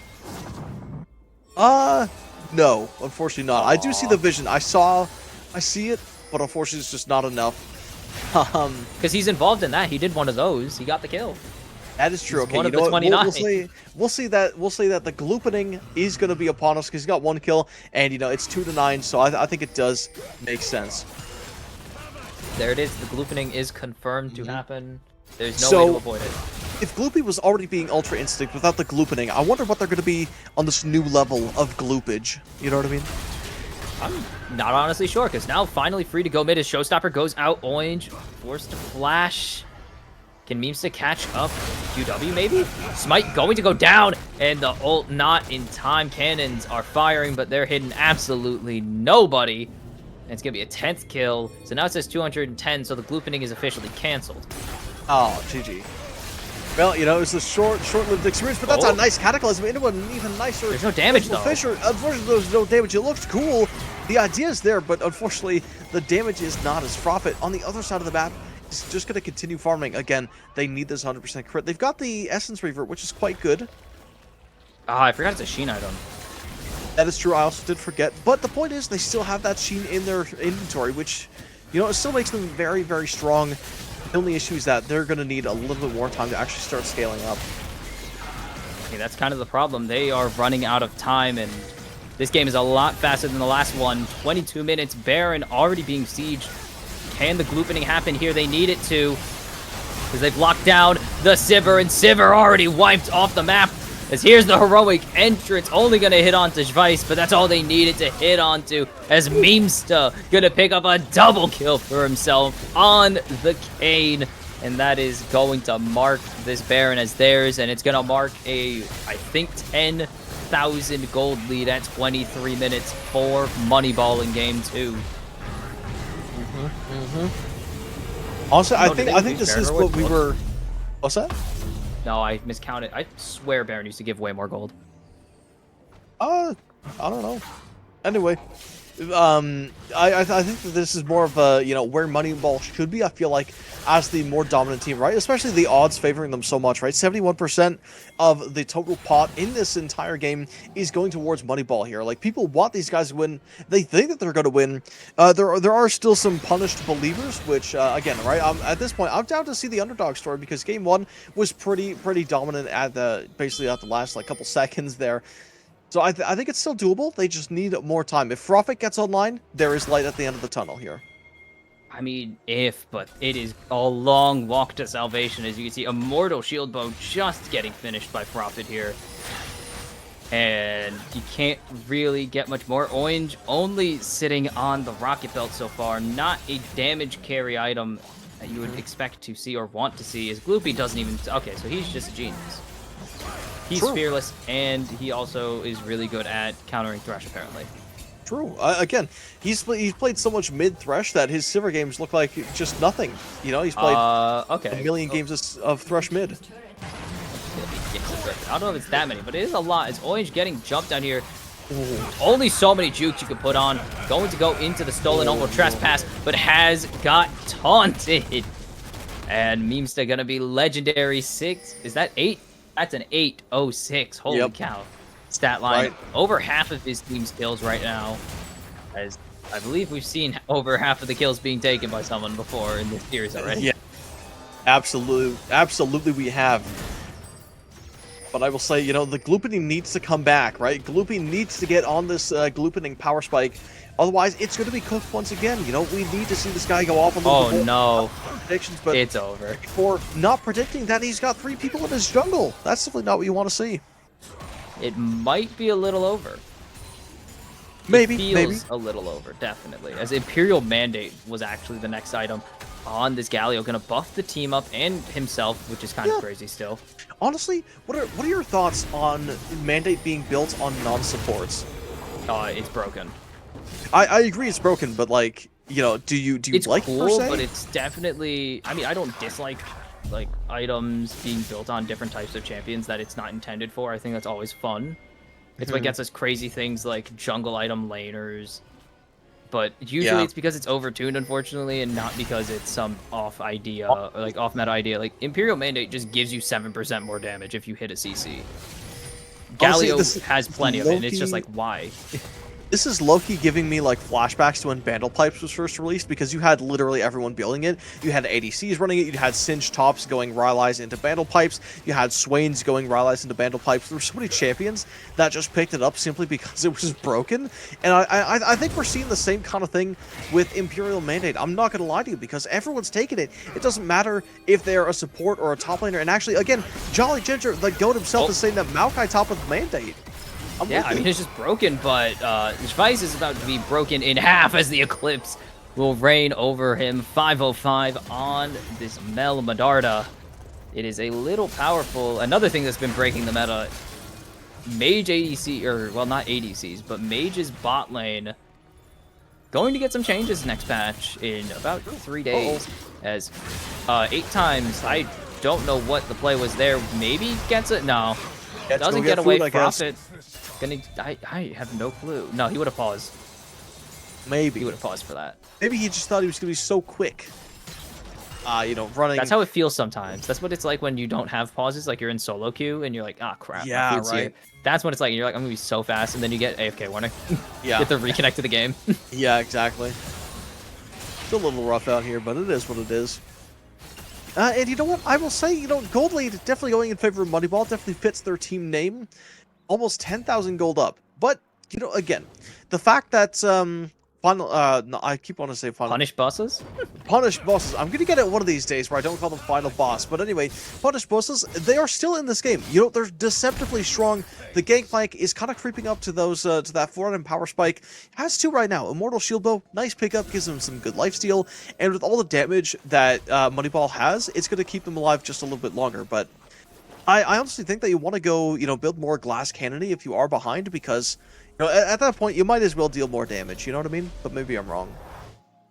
It depends. Like, certain champions, obviously, you just can't do that on. Like, I'm not saying Vice. I understand you're not saying, like, Vice could go and build some damage items right now, because that'd be stupid. But Situationally, it depends. There's some champions that just need it to be a part of their build. Like, I don't think Prophet should have built Shield Bow. I think Shield Bow is a terrible item, honestly. What? Okay, okay. I think it just has to be. And Riot have kept it that way. I see. Like, they've accepted that they have to keep it underpowered, or else Yasuo and Yone are just going to use it every single game. Remember when it had lifesteal? Yeah, yeah. Exactly. That's true. Remember when it had a better, like... Remember when its shielding wasn't garbage? Exactly. But now all of that has to stay the same. Wow. As a blast going over the wall. And still gets out of it is Gloopy. And now Memesta trapped in the Forever Box, possibly with the Cataclysm. As there's the Galley ult in under the tower. But their damage is not there. Moneyball may have just overplayed their hands. Oh my as it's goodness. already going down at 30 and 29 minutes. Sorry, that was ticking a little bit closer. As a nice buffer there to deny the abduction from Orange, but you said that they were just in a position to get it. Oh, the insect is huge onto Riaz, forcing the Zanyas. It's a shutdown going over to Gloopy. A shutdown going over to Schweiss. And final, oh, dang it, I did it too. Punished Bosses are going to absolutely steal a team fight from Moneyball, and they're going to steal the Baron right out from under their noses with it. It feels like absolutely everyone is reading Kappa Gaming like a book. That flash react from Silas, maybe that wasn't intentional, but they flashed the hook the second it left Thrush's body, and again, Kappa, he's got to be just punching the air right now because there's so many hooks that he hasn't been able to land. He's only been able to hit Schweiss like 3 times, and that's it. That's the only player he's been able to land a hook on. Everyone else has either dodged it, spell shielded it, or flashed it. Or cleansed it. This guy just can't catch a break. No, that was definitely just a flash for the insect, and it happened to dodge a hook. Okay. That's a little bit less cool, but we'll go with your description, because why not? Though a Baron-empowered fight definitely going to be in the favor of Punished Bosses, but at this point, I don't even know who's supposed to win and who's supposed to be losing these fights. Gangplank has the Immortal Reminder online as well, which is a huge issue. Interesting. Prophet. Fine. Ooh, good read. Sorry, Prophet just had a 50-50. That's all good, man. Kane... basically, healing is his entire thing, but Orange is gonna avoid a book again. Again, they're reading Kappa like a book. That was just a miss. That one, you couldn't even see that one. No, they predicted it. Goopy probably pinged when they shouldn't walk, and he was like, I got you, bro. And Goopy saw Kappa in the bush. He just knows how the Can they steal this, though, is the question. Logic we saw him Master. steal last time. No way! Gives his life for the steal, as there's the showstopper chain. Orange will give his life for the steal as well. 2 members of the Bosses down, but can they escape? I mean, if they could get away here, it's not that bad. Like, they deny the Drake Soul, they got the Baron already, and their most important damage carries are gonna stay alive to catch these waves. As Prophet might be changing that because he might be dead in a few seconds. No, giant wave! Holy cow, he's like a double stacked wave. Yeah, he'll be just fine. He's just pushing away bot lane there. Still has the Baron online as well, so 3 Barons out of 5, that's not awful. And again, you're still at a gold deficit, but that, like, near 10,000 gold we were talking about even a couple minutes ago is now only, like, less than 4k. Moneyball is kind of... Prophet. Wait, he has Flash Q. He can just Q. He doesn't need it. Could have got some Serpents, but I think he just got it with the auto there. Probably a crit, like, based on the numbers. You're right. He's getting pretty big, and that is going to be an Infinity Edge queued up. The second he gets Infinity Edge, that's going to be the alarm bell starting it's double to blare. Infinity Edges. Excuse you, on next reset. It's going to be yeah, double exactly, right? Like, Gloopy as well is going to be just absolutely smacking. And I don't think Logic Master is going to be capable of dying because, sure, Mel hurts. But Galio, not really.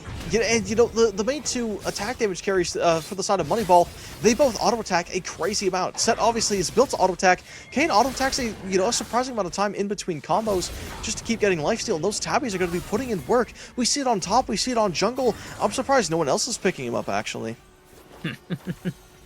Gee. Encouraging more chaos. I like it. I like encouraging things that you think are strong. I think more people should build Mandate. I don't think Mandate stacks, unfortunately.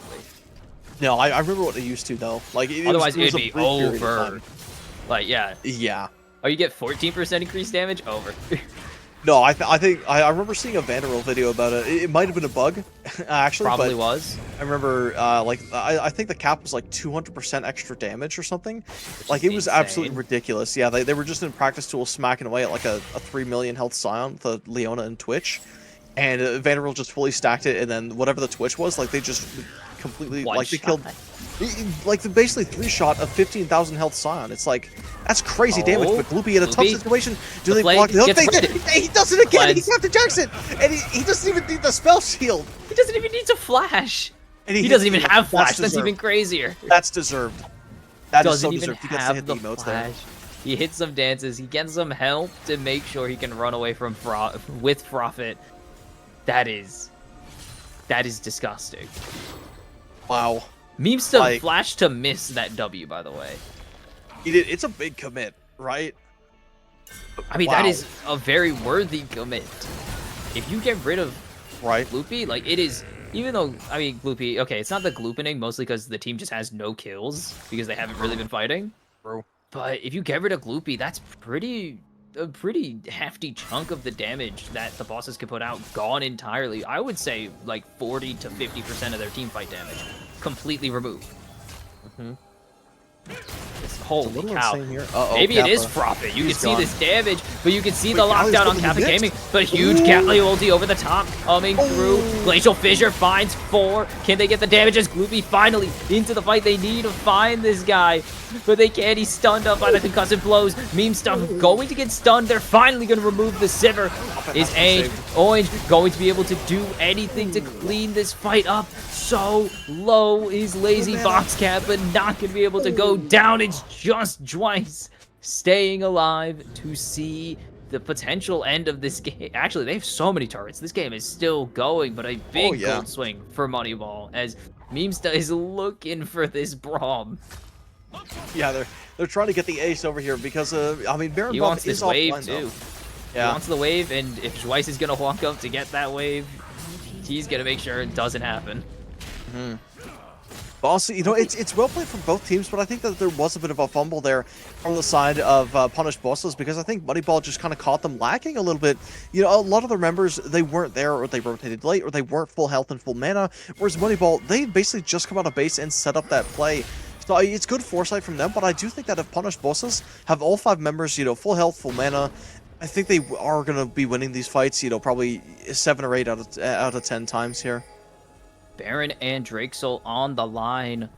What is the angle here for the bosses? Because Moneyball are already looking at it, and they might just have to give this.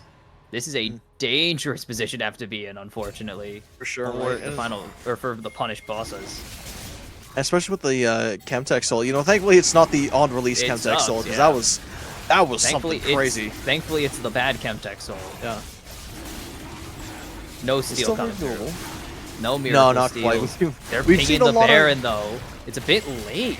And they don't know there's a ward there. This is a Yes. really bad call.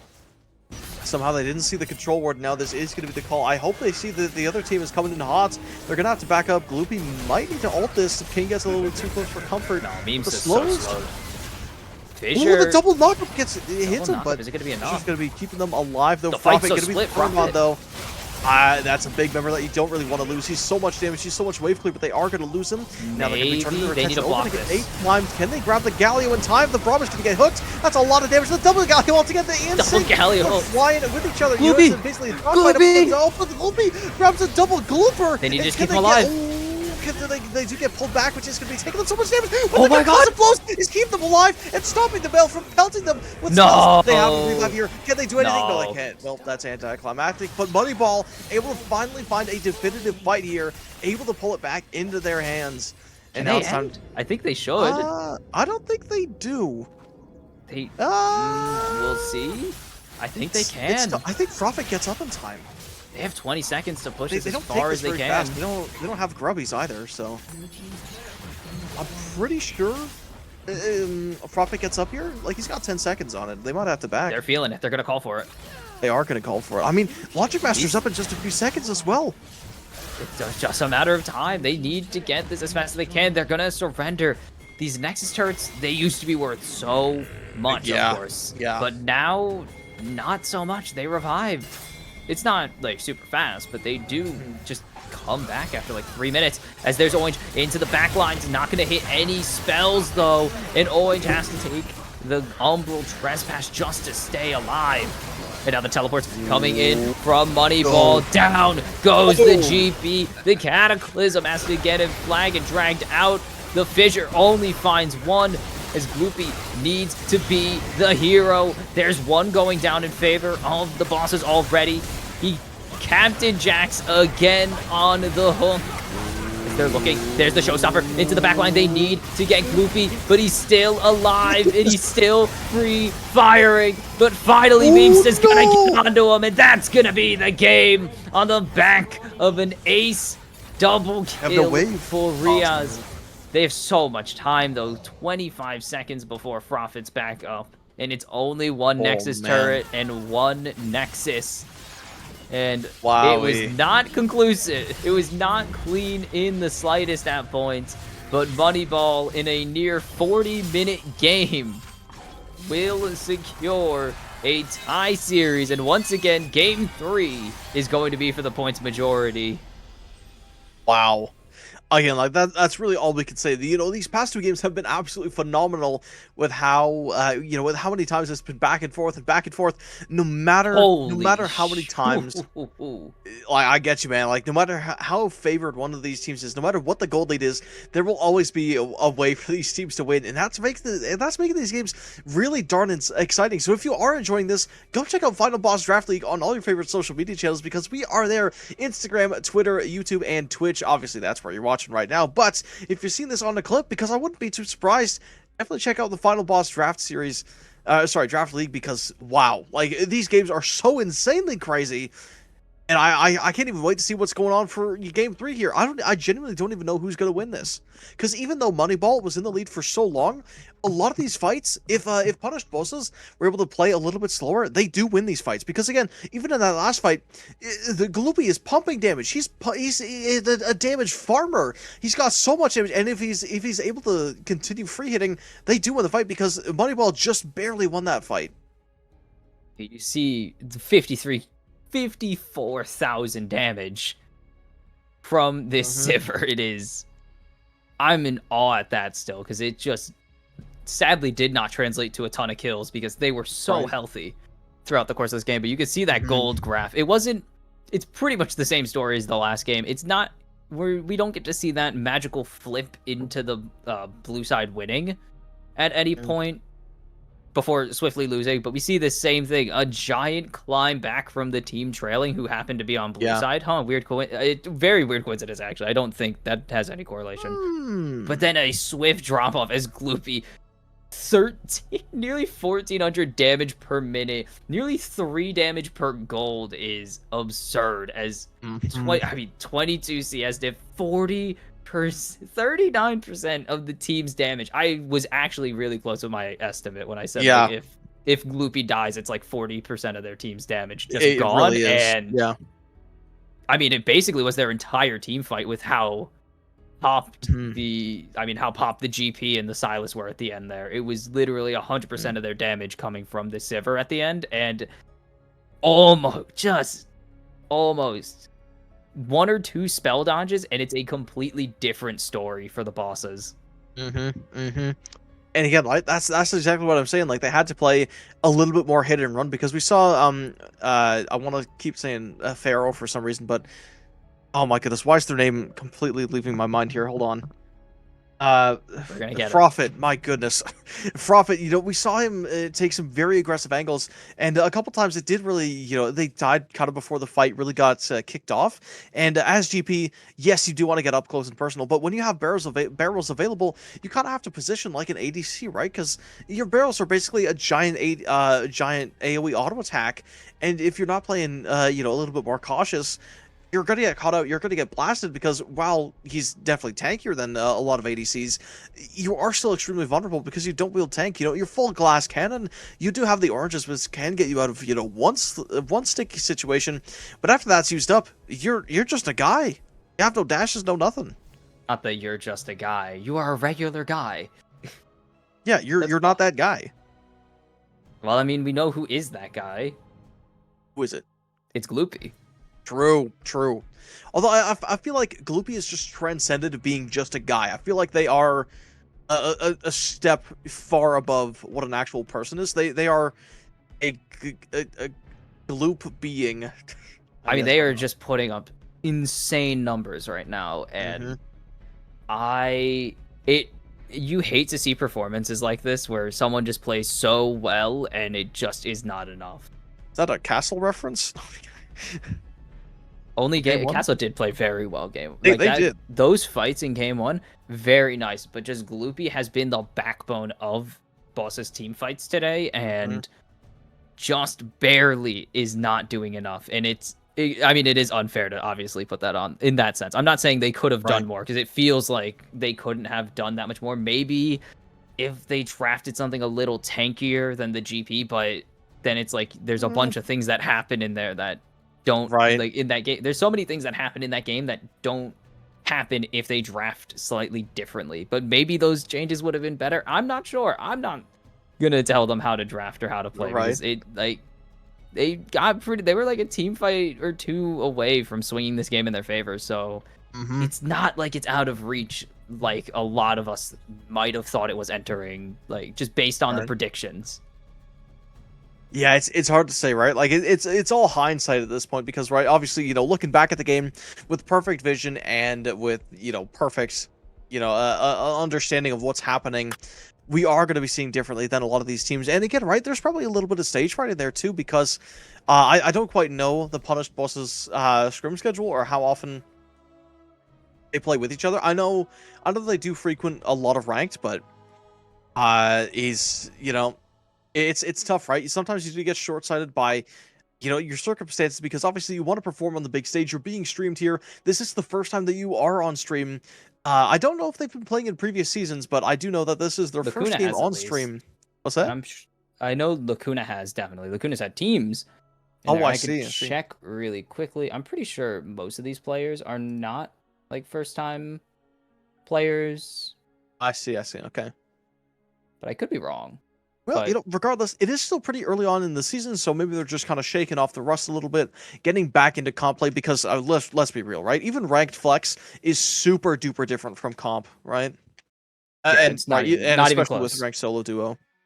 Oh no! Wow, Gloopy is a new player, and they're playing like this. Wow. Okay. I mean, welcome to the stream. First time seeing Gloopy pop off of the century. I feel like this guy is like basically the Chovy of ADC for this league because they didn't really come from anywhere crazy. Like obviously they clearly had some great training. They're obviously playing extremely well, but it's just not quite enough to win just yet. I mean, game 3 still yet to happen, but I'm hoping that we do get to see Gloopy pop off because having a stream debut on your series debut and you're playing like this, like it's absolutely crazy. And we do actually have confirmation from Lacuna themselves. They won seasons 1 and 2. So Lacuna, my big question is, how come you're not responding to my interview proposal, man? I'm trying to talk to you, dude. That's your question. That's my question, man. Like hit the DMs, bro. Don't ghost me. All right. I get very insecure because my ego is ginormous. Wait, did I not? Oh, my fault then. Nope. Chat, it's my bad. I'm the villain. I did not give him a time. My apologies. While Gareth gets his ego bruised through his own arrogance and mistakes, we will be sending it to another very short break as we wait for Game 3 to get underway, because I need to go to the bathroom, and I think you guys should take one too, because honestly, these have been some marathons of games relative to what we are used to so far this season. So don't go anywhere. Game 3 will be right after this. Hey, you're probably wondering where I am.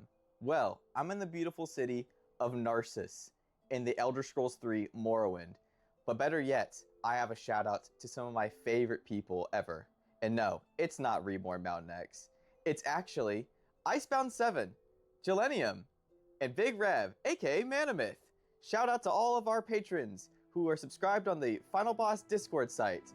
Go sub, get FBDL Plus, get FBDL Ultimate. Make me smile more, and I'll read your name off every single time. I'll update this every single week. You can waste my time every single week.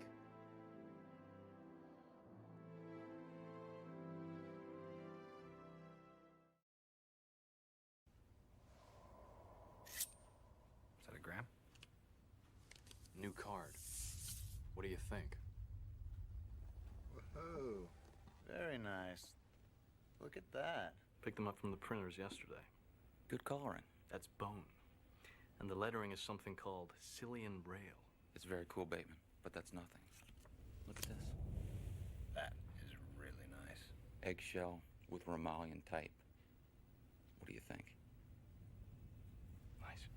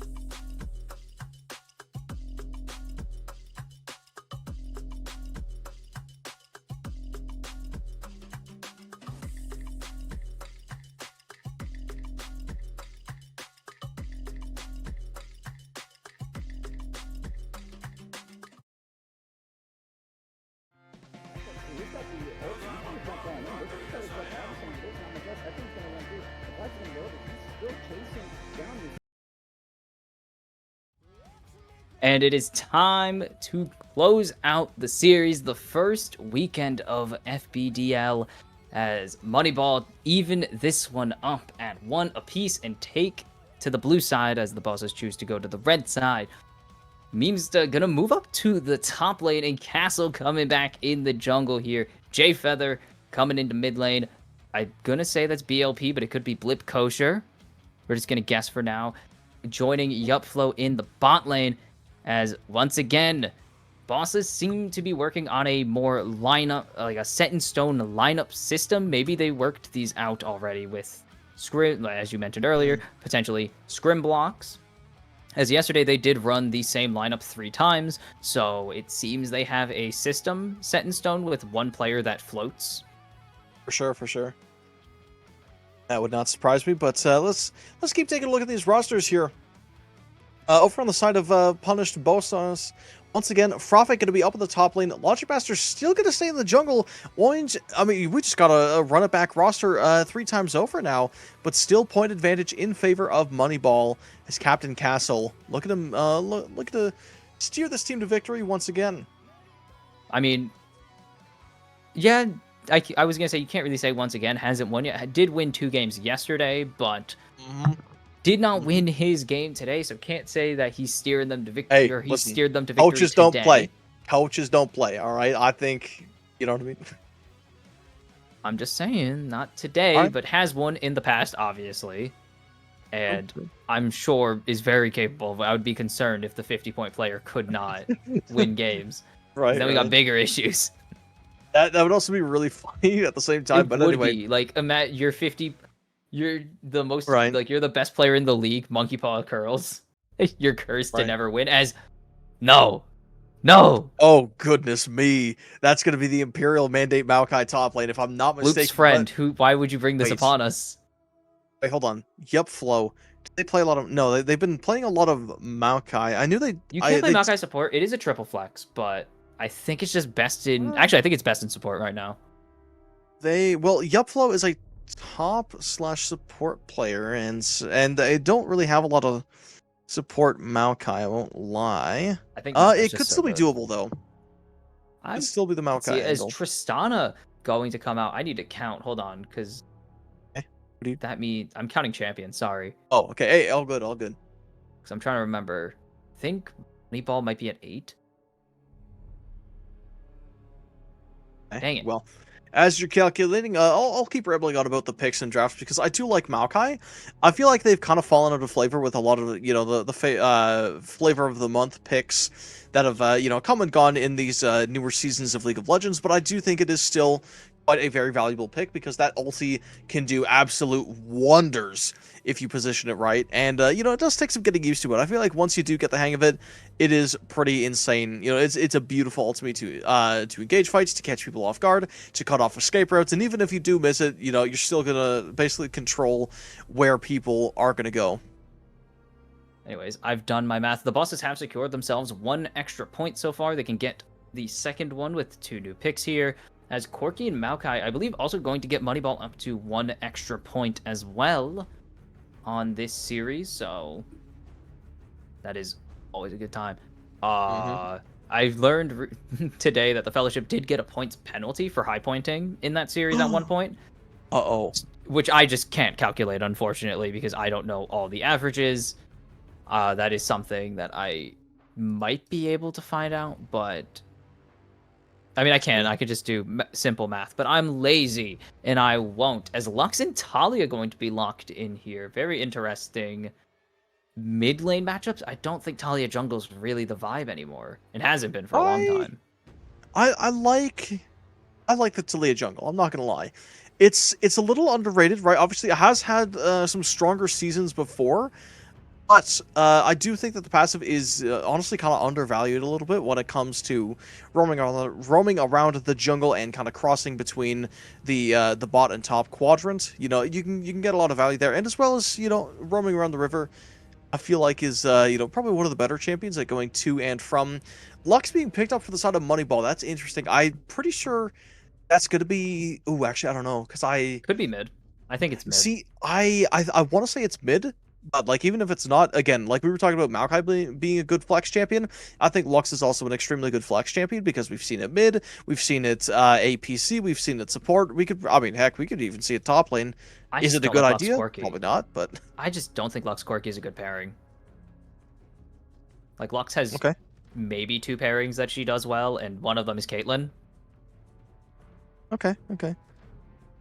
It's just she doesn't apply enough pressure without the Corki. Like, Corki is the pressure. Yeah, you want someone who can engage for Corki. You don't want someone who can potentially root for Corki. Like, he needs to be able to fly in and be hyper aggressive. And speaking of flying into the enemy team, the Amumu returns to stream as the bosses will secure themselves. I think the extra 2 points. I think to round out this comp, we need a Gragas for the bosses. Oh no, not again. I think we need to see a good old Bomba combo for the Amumu. It didn't quite work the first time, but I think, you know, as you said, if you can hit the combo, it's super duper clean, and I am inclined to agree. Hold on. Is that a Silas jungle? That could be Zed jungle. I think it's the Zed jungle, as this will be the Lux gracious. support. But Castle, Castle, what are you cooking? What have you done? Hold on. I need to check something immediately. Zed has not left the jungle in solo queue, if you are wondering. But Moneyball will, I believe, also pick up 2 points here Mundo's open on the champions. And Mundo's open for the profit. The 733 games of experience this year coming in and onto the Rift for the Bossas as, well, the unique champions have been... I'm impressed that we got 5 unique champions in the final game for both of these teams. They're both going to get the extra 2 on top of this series. But it always, and most importantly, comes down to the Dubski. Because you can get the extra 2 points, or the extra, like, 1 point for an upset, or whatever. You get 10 for a win. One of these 2 teams is going to walk out of here with 20 flat. All right. Well, you know, as we get these picks underway, I do want to talk about a quick little teeny tiny mini. Oh wait, hold on. Okay, so so this is a jungle. Okay. Well, this is also estimation. Okay. This is estimations, as mentioned yesterday. But well, I think this is good. I like this draft. I think Moneyball should run it. If they change it up, I think we got to restart the draft and make sure that it's like this, because I like the Maokai top. We see it. You know, it has a lot of really good matchups with the mandate, Zed in the Jungle, I haven't seen it in my games personally, but I would really like to see Castle play it because one of the things I did want to mention is that while they're on, a much more team-oriented support like well, not a support, but like certainly a much more team-oriented champion like Lee Sin, I feel like they do need to give themselves a little bit more wiggle room to just kind of go off and just, go absolutely nuts on this in this game. And I think that Zed is genuinely one of the best champions for it. I really do like it. It's a bit feast or famine, and by a bit I mean a lot, as Zed is. Extremely. It is extremely feast or famine, and if the Zed falls behind, a ton of the team fight does just fall apart because they don't have that threat that can just one-shot whoever they choose. So a bit of a... we saw Castle immediately taking high risks, invading at 3 minutes, so this is nothing surprising coming from him. But, the rest of the team isn't bad. Maokai is obviously your tank. Lux is actually really good. I was kind of hoping it was mid because it has really good follow-up on Maokai. But I guess it can do it from support, and you also get the Silas carry potential, and Sure. Corki is Corki. Like, he is Yeah. a walking death machine Yeah. if he gets He's going to 2 be useful items. regardless. But He on will the other always side, the have- Bossas, heavy poke.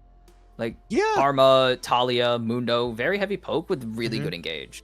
And I like that. And run at you potential. Mundo is pure run at you potential, and I love it. Yeah, right. One thing I also do want to say is that you're going to help us here because I did manage to ask Lacuna a question about the about a very special question I like to ask a lot of players, Oh? and that is if you could nominate a champion for an April Fool's skin, who would it be? And they chose Volibear. So I Which think one? it's only fair that I completely left them hanging. I damn near ghosted them. So I think it's only fair that we come up with an April Fool's skin for Volibear. I don't know if you get top Officer Volibear, though. Like, old Officer, not current Officer Volibear, because it's a bit too I serious. was But going to say. old Officer Volibear is, like, already good. He's got the traffic cone on his head. He looks super Oh, yeah. goofy. Mhm. Maybe... What is there? Because I guess you get... The only real April Fool's skin I can think of is Armor Bear Volibear. Because that is, like, the whole point of him existing, is that he's supposed to be the Armor Bear that was not supposed to be in the game. Because that was Zillion's one rule, was no Armor Bear. Interesting. I don't think I get that reference. I guess I haven't played. You don't enough know. That's Classic. actually why Volibear exists. That's news to me, man. You didn't know? Okay, so I didn't know. My bad. old League lessons. Volibear, one of Zillion's, like, the developer, not the champion, obviously. Okay. Like, one of his things is he was super against the idea of having an Armor Bear in the game. See. And Volibear was named after the dev as well. But he created the champion just to have one, and that's why for the longest time they had a quest against each other. Like, they have an Easter egg Right. of, like, if tracking who kills who, like Zillion kills Zillion gets against Volibear and vice versa. And it's like, Very, very good. or is a 1% I like the damage Easter buff? eggs. Okay, that's actually way funnier. Thank you, Ultro, for fixing me. I didn't play either of those champions. I didn't know Volibear was in the game until he was reworked, because they gave me a skin for owning him. So I grinded the blue essence to buy him, because I was like, dude, this skin looks sick.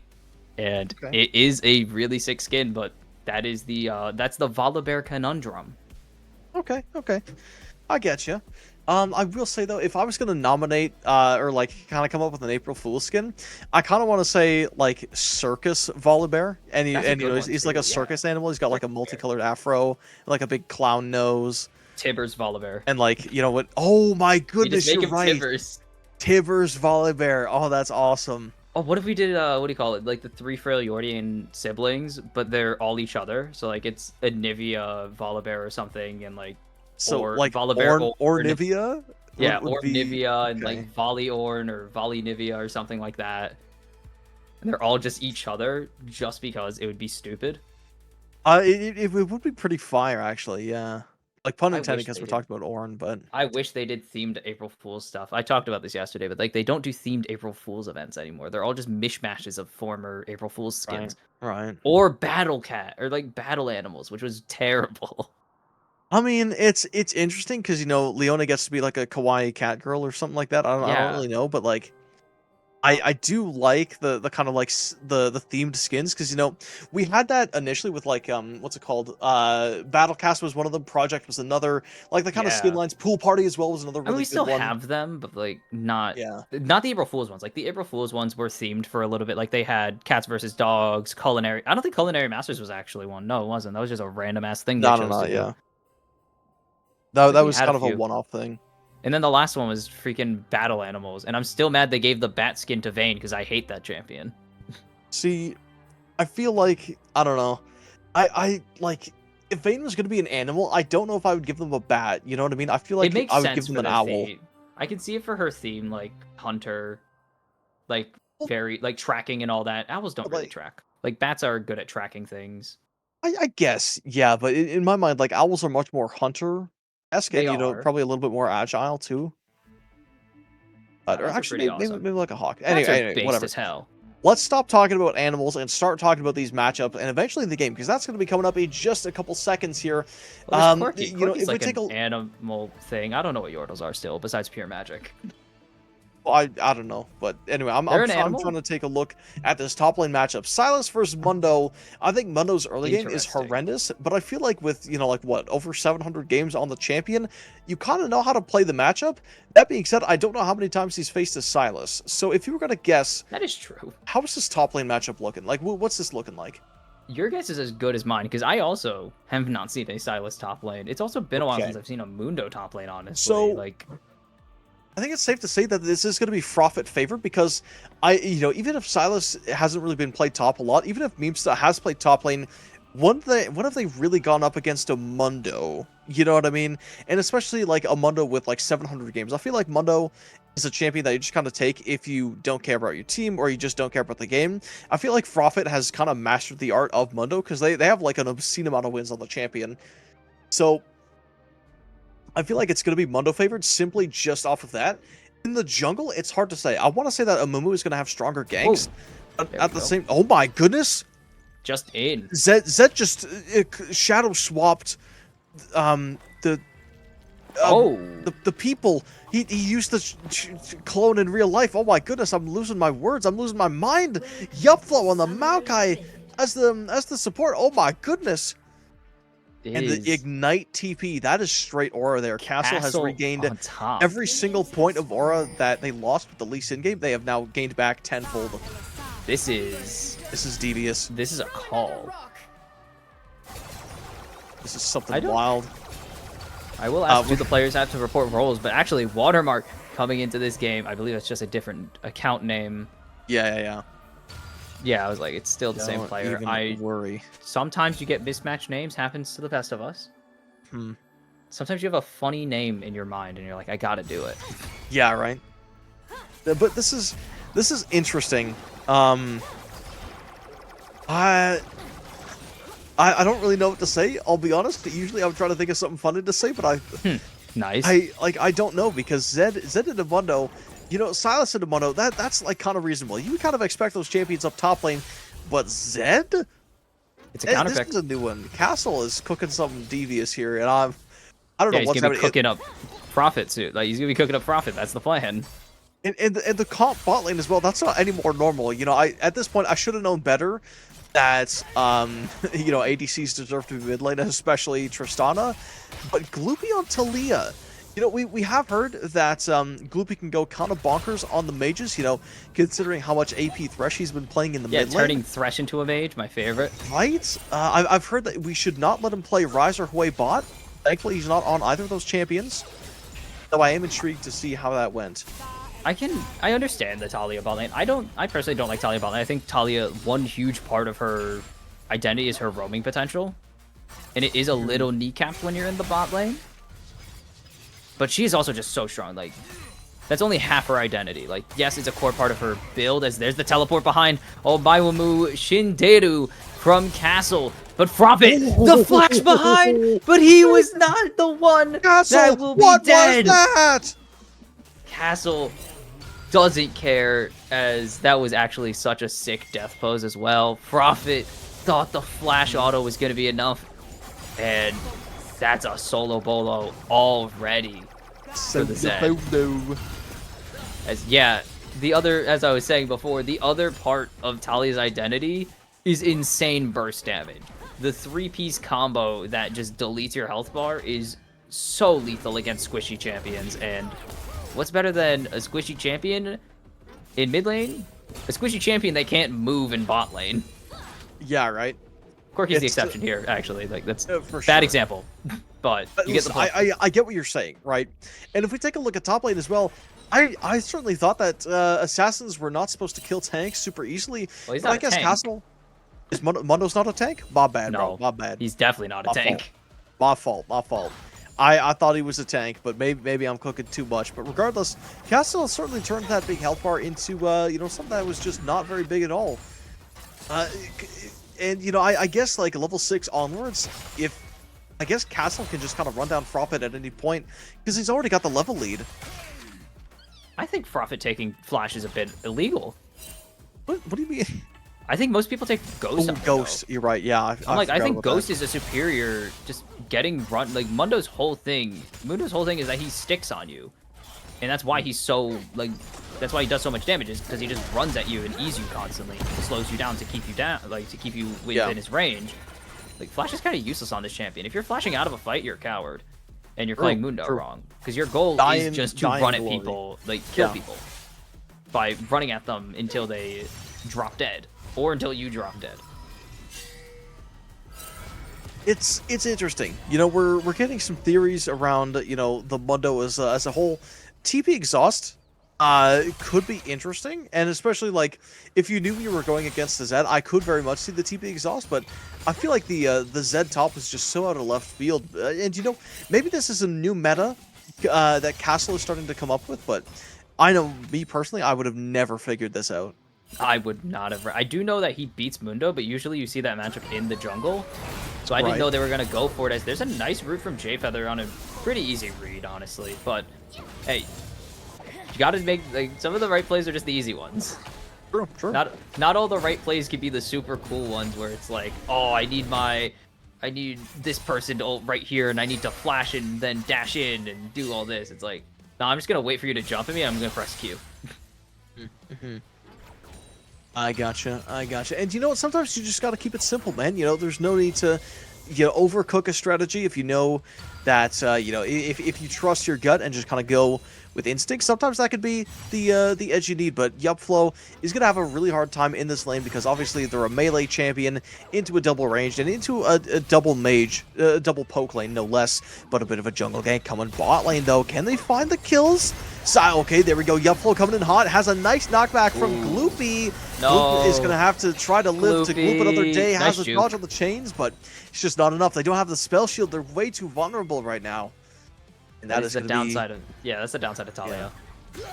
That Trist can juke that can juke that gank. Talia, not so much. Didn't get the read on the unraveled earth. Right. Mostly because Maokai doesn't proc it in the first place. Yeah. So that's a different problem. And right what I was gonna say, Frafi was dance maxing. He was waiting so nicely for his wave to come in, and he was just dancing. He was having a good time. I think they should rework Talia W, seismic shove, whatever that's called. Yeah, so that she can also knock herself in the direction of choice. No, that would Yes. be so. That'd be kind of generally useless. I don't see why she would want to do that. What? Are you kidding me? I mean, I can see a niche use case, but it's just like you're not. I think it'd be cool. All right, listen, I think there's a good reason why Dark I'm not on the balance Horizon. team. Oh, doesn't have enough stats yet. Not quite. Like Lux hurts, right? The ult cooldown is pretty short, but it's not quite enough, right? Tristana, definitely a good fighter. I mean, Yeah, has these, pocket karma too. has pocket karma. That is true. Both of these teams cooking, but I think one of them might have overcooked just a little bit. I see. Like Corky's a mage, so you're not countering the mage bot lane. Corky plays like a mage a lot of the time. His ratios don't tell you that anymore. But Yeah. he's a spellcaster. Like, oh, they've Yeah, that's where he is. They caught Yupflow. Do they have the damage to take him down? But oh, the flash forwards into the big one for Kosher, and that means Gloopy is taking another gray screen nap. Goodness. Well, yeah, Prophet. Ghost would have been cool here, Prophet. True. You know, opting to play it safe. Still has the ulti, but I don't think it's really going to be committed here. Honestly, I really like. no, I get it. Like, Lux ulting the wave is actually such an underrated strategy. It's so stupid. It's actually like my friends have resorted to calling it the fourth ability because it's not an ultimate. Yeah. Low-key it isn't. Oh my goodness, nice what a dodge. Read like a book, Logic Master. Not only do you lose the dragon, Castle absolutely outplays you. That was pretty sick. Also, it has the Mundo ulti committed as well, which is absolutely massive because now Prophet, the wave's pushing in, and now Castle has just finished backing, has a Brutalizer in the back pocket. You can't really go hit the tower because you're just taking damage for free. You Could also look for a heal proxy. less than you use, I believe, on rank 1 Yeah. Moneyball. Like it is, That I is think, correct. 10% less than the cost of it because it costs half of your current health. Yeah. And so you get 40 or like half of your max health or something like that, and you get 40% of it back. So you do lose out on HP until rank 2, where you get to 60. So it is just a loss. You pretty much only use it. I know he uses it to clear the jungle. Interesting. Because it gets him HP. Because he gets HP Yeah. from camps. Fair enough, fair enough. I feel like Corporate Mundo should give you 1 gold whenever you pop ulti. Just cause. Just cuz, right? We need more fun Easter eggs in the game. Actually, you can lose 10 gold because you got to pay for a new suit. What? No, this is Money Man Mundo. He always makes money no matter what. He does. You saw how he solved the company problem? Like, Exactly. You're flip the graph telling me this guy upside down. couldn't pull $1 out of somewhere? I think it's doable. Castle is actually perfectly playing in the wave, so these briefcases just hit the minions instead of him. Because they do percent health damage, if I'm not... I think it's They percent do. health No, they or do. magic. It's weird. Like, the calculation is percent health or magic, whichever is bigger. Right. As Actually, committing the ult ignite here, getting a lot of damage off, forces the I blast. think he needs another auto. Oh, never mind. Deathmark is- re-proc, so... Does need, yeah, the auto attack to proc the passive. Won't be able to get it. As Unleash Teleport comes up at 10 minutes. Holy cow, at 10 minutes. I did not know that. I forgot they moved it forwards again. Yeah. A lot of different changes here, but something that is the constant is that Moneyball looking to take the lead for now. That being said, Yubflow gets caught out here. No. Heal out. Ooh, I don't think they want to commit the Curse of the Sad Mummy. They don't need to. He's dead. Yeah. Double bandage toss, dude. Sorry, again. To bring it back to classic, I haven't brought it up enough today. Like, it's so weird coming back to regular, and it's like, because if you miss your bandage toss in classic, it's like, oh well, plays GG. dead, boys. But this one's like, oh, we just do it again. Yeah, right. Run it back real quick. You Or know, if you're a I did that. beast, like Logic Master, just hit both of them. True. Oh, and you could have dodged that. You literally chose to Let him tank cook. that. Let him cook. He's got the As Yumtal. That's the Valkyrie best away. item in the No, game. Valkyrie away. No mana for it. So Kosher is going to take a huge chunk of damage here. Does Gloopy have the rundown potential Ooh. with the threaded volley? Not going to be enough, and Yupflow is here to eat the damage just in case. But now with this wave crashing, I mean, he has to stay. Yeah. And also, it's a really good position that's Castle has put this Mundo in, because at this point, the Mundo needs to try to stay in the game. Like, they have to keep on farming, but if they keep farming against the Zed, they're just going to be taking so much damage from the poke, and, you know, Castle's basically been ulting this Mundo off cooldown. And it is, I mean, Mundo is one of the premier stat sticks in League. He needs to have the stat advantage if you want to actually do anything.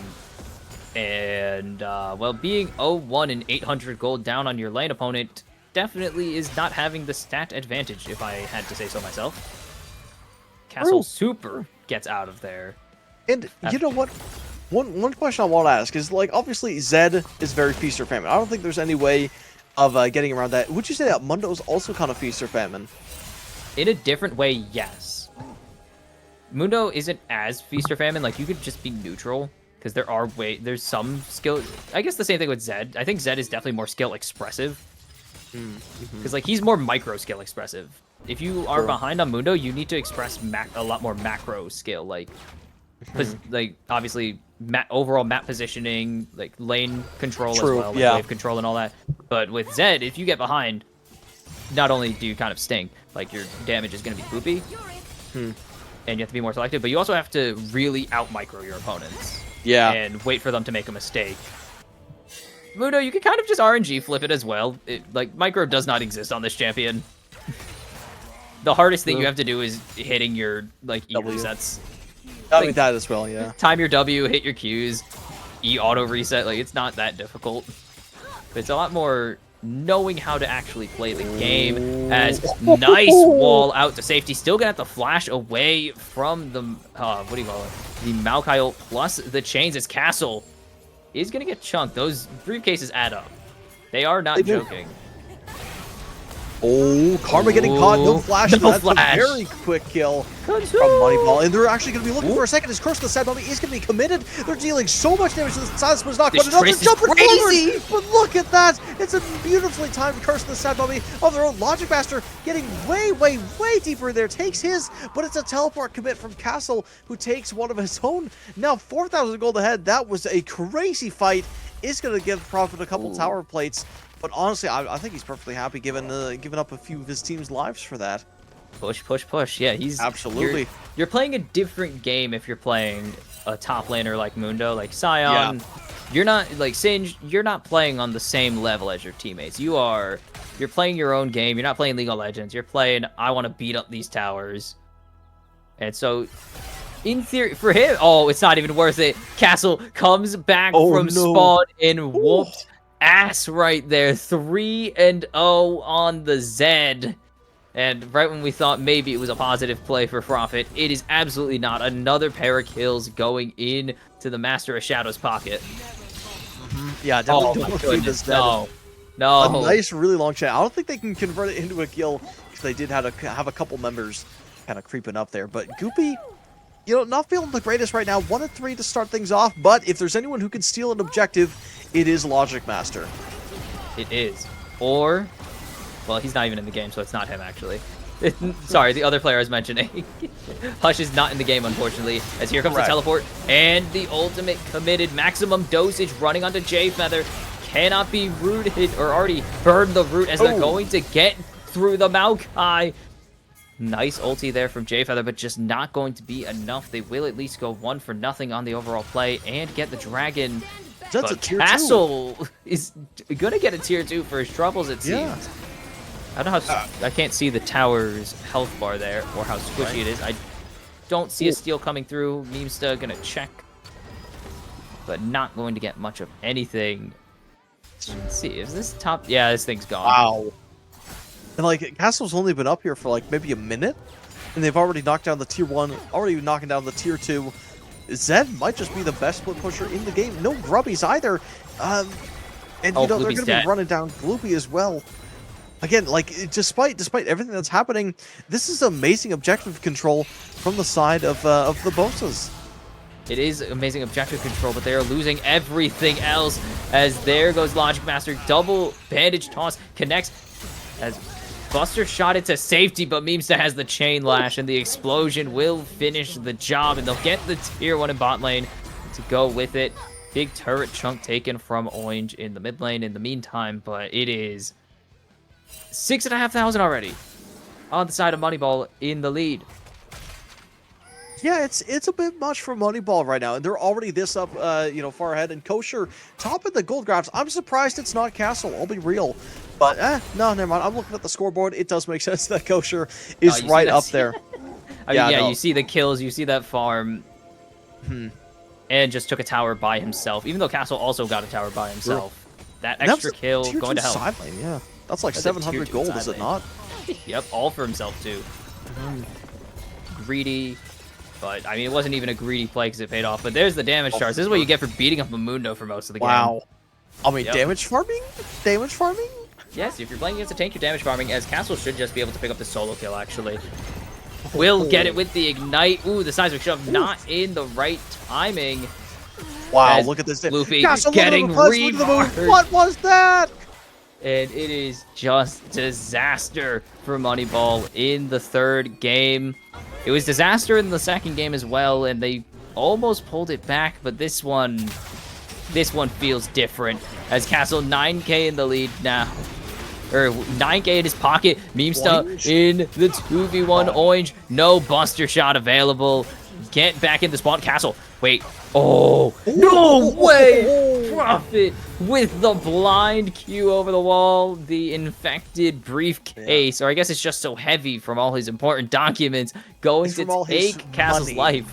All his It's from money. all his money. That's correct. Profit turning a huge profit on that one, getting a nice shutdown on Castle. You know, perfectly predicting where they would end up. There's got to be something for that. You know, keeping his head cool. It's all Well, I those guess it's a Mundo mad games, life, man. but it's not a hook, so it is just a mad life. Right. It's like all we have for it is Yupla will jump in. The root going to secure a final spark for Gloopy. Gloopy gonna get rooted up here. As there's the curse of the sad mummy, but it's just not in time to stop Memesta. Oh, that's a bad ulti to steal. But Memesta gonna be able to jump out of there with the flash and the abscond. And no casualties on the fight as Castle teleports into the back of this fight, and he's looking for some more bodies to stack. Uh-oh. Is already down to half HP. There's the jump in. Watermark in Castle's death mark going to be able to secure the kill on a Prophet. And the double shadows doing plenty of damage to Schweiss. That was a pretty good fight. I'm not going to lie to you. Pretty darn good. And you know, a minute on Baron here, still yet to spawn. I feel like it's like we're 30 minutes into the game with how many towers are taken from the side of Moneyball. They're 10,000 gold ahead at this point. It's a crazy advantage. Awful. This one It's hurts. pretty horrendous. Oh, Gloopy couldn't almost read it in finding something. time. Not quite punished for it, thankfully, but that's a big investment. That's a big bacon saver as well. That is now out of the hands of this Talia for the next 5 minutes. As if Zed wasn't hard enough to peel off of someone, now it's going to be insanely hard for Gloopy to even, you know, breathe in a team fight without Castle just completely shutting them down. All right, what's the Lux items? Luden's Shadow Flame, so we're starting to actually do damage. We might start seeing those, like, those clip-worthy Lux ultis very soon. Potentially. Depends. Potentially. I mean, it depends. We do a fair bit of Lux ulting around these parts. I do say so myself, but man, oh man. Oh no. No Unraveled Earth. Is going to commit the flash. That's kosher. You know, Talia's got no flash. 6-0-4. Uh-oh. 6-0-4. Castle has a lot of HP, though. As the heal comes through, we'll be able to dash away, trying to stall out the maximum dosage. And now that it's down, looking to jump in, the briefcase misses, and this should be Prophet going down, but the superheroes have arrived. Spider-Man not going to be able to reach in time. They get Prophet out barely, but Castle pretty much unscathed at the end. And as all this is going on, you've got Moneyball just kind of whacking away at your tier 3 towers here, and they're also taking the dragon on the other side of the map. It's like you're trying to make something happen. You don't even get the kill that you need. Your Castle's running circles around you, and you're losing everything else on the map. It's just like it's going from bad to worse. 12,000 gold advantage for Moneyball here. It's absolutely ridiculous. And you know, surprisingly, Castle does not have the biggest gold lead. It's kosher at almost 5k. Poor Gloopy, who has had a really nice series to this point, but it is just not enough in this final game, it seems. Just not the performance you would have liked to see in the debut after 2 really nice games. Castle looking to right the wrong that was game 1, though. He's mad his 100% win rate is not intact. Right. A little tilted, you could say. You know, Might be a little tilted. Might have took it a little personally, not gonna lie. I think he's definitely got his revenge, though. 8-1 on a very unconventional top laner against someone who has over 700 games on the champion. I think that's pretty darn good. I think it's pretty good. Everyone's pretty much getting up to 2 items here, but no one on the boss is going to be able to... I guess Mundo is. Good job, Mundo. Prophet is at 2 items, but he has so much money. It's cheating. He's the CEO of major company, according to him. True. As he is getting jumped on, that's a big plank. He is a clanker, or a clanger. I don't remember the word. I have not played Heartsteel in a while. Let's calm down. He is big clanking right now with that Heartsteel. Whoa, dude. 72 stacks on the Heartsteel? He's clanging. Bro, you got to be careful with the language, man. Listen, I know it's a tense game. I know it's a long series, but we gotta keep it intact. But the main thing I did want to ask you is if Mundo was selling something, would he sell cleavers or Well, he would has he to sell sell shoes. The medicine? shoe shop. He opens the shoe shop. Oh, he sells shoes. Okay, And steroids. that's a nice bonus. You know, you pick up a pair of Yeezys and leave with some gear. That works. Yeah. You don't look like he does without some gear, okay? I'm just saying. I think you are correct. Would you buy any shoes from Mundo? Yeah, I'll No, just his take- shoes are probably gigantic. Look at him.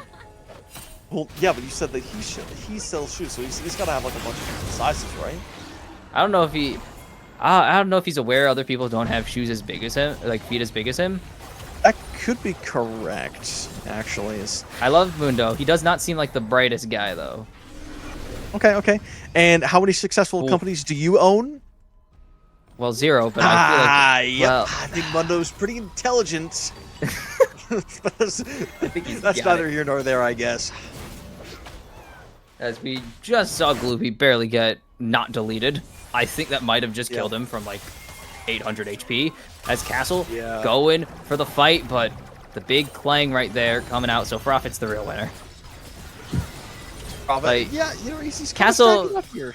Castle's like, I won the damage trade. But Profit said, I got plus 28, so who's the real winner? As, it might have been a Memester right there if we weren't. Guys, oh, wait, it might be Castle. Never mind. Profit dead here. It's Castle. Oh my He won. goodness. Yeah, that was Death Mark. That's a lot Yeah, of no, damage. Castle won. Castle won the fight. Goodness gracious. Your plus 20 something didn't matter. He's also Loki tanking the was tower while clearing it, by the way. As True. said. Very true. Oh man, like it's just very, very rough. A 15k gold lead here for the side of Moneyball. They're just money balling, and the items are telling the exact same story. Same with the Stole curse. Loopy able to just barely get away from the Silas. As a nice curse of the sad mummy is not going to find any kills so far. Is the bomb going to be enough? Not quite. No, got the locked shield comes in clutch, and now Moneyball they're kind of just playing with their food here. They can can't get recall anything. by- Oh, Oh my! They still come Comment. out on top. oh well, bye Two Schweiss. Bye Schweiss. Is he dead? Yeah. Oh my goodness. I mean, that's Deals the for damage ya. that you dealt with, what do you call it? Reprocs the damage, yep. It is scary. You know, Profit, Zed maybe you got it. Oh my god, we're flashing past people. Big shutdown for Profit right there. How many heart seal sacks? Come on. I need to see it. I need to hear the clangs. Uh-oh. Oh, we're not hearing anything. Mundo's no longer hearing anything. He is dead. As Final Spark just obliterates him. A Kamehameha Wave has torn him asunder. Castle gets jumped on it. He still gets away with the Twin Shadows. As he is fountain farming right now with his clone, and it's going to be a dominant game 3 from the captain. And Moneyball take a 2-1 series on day 2.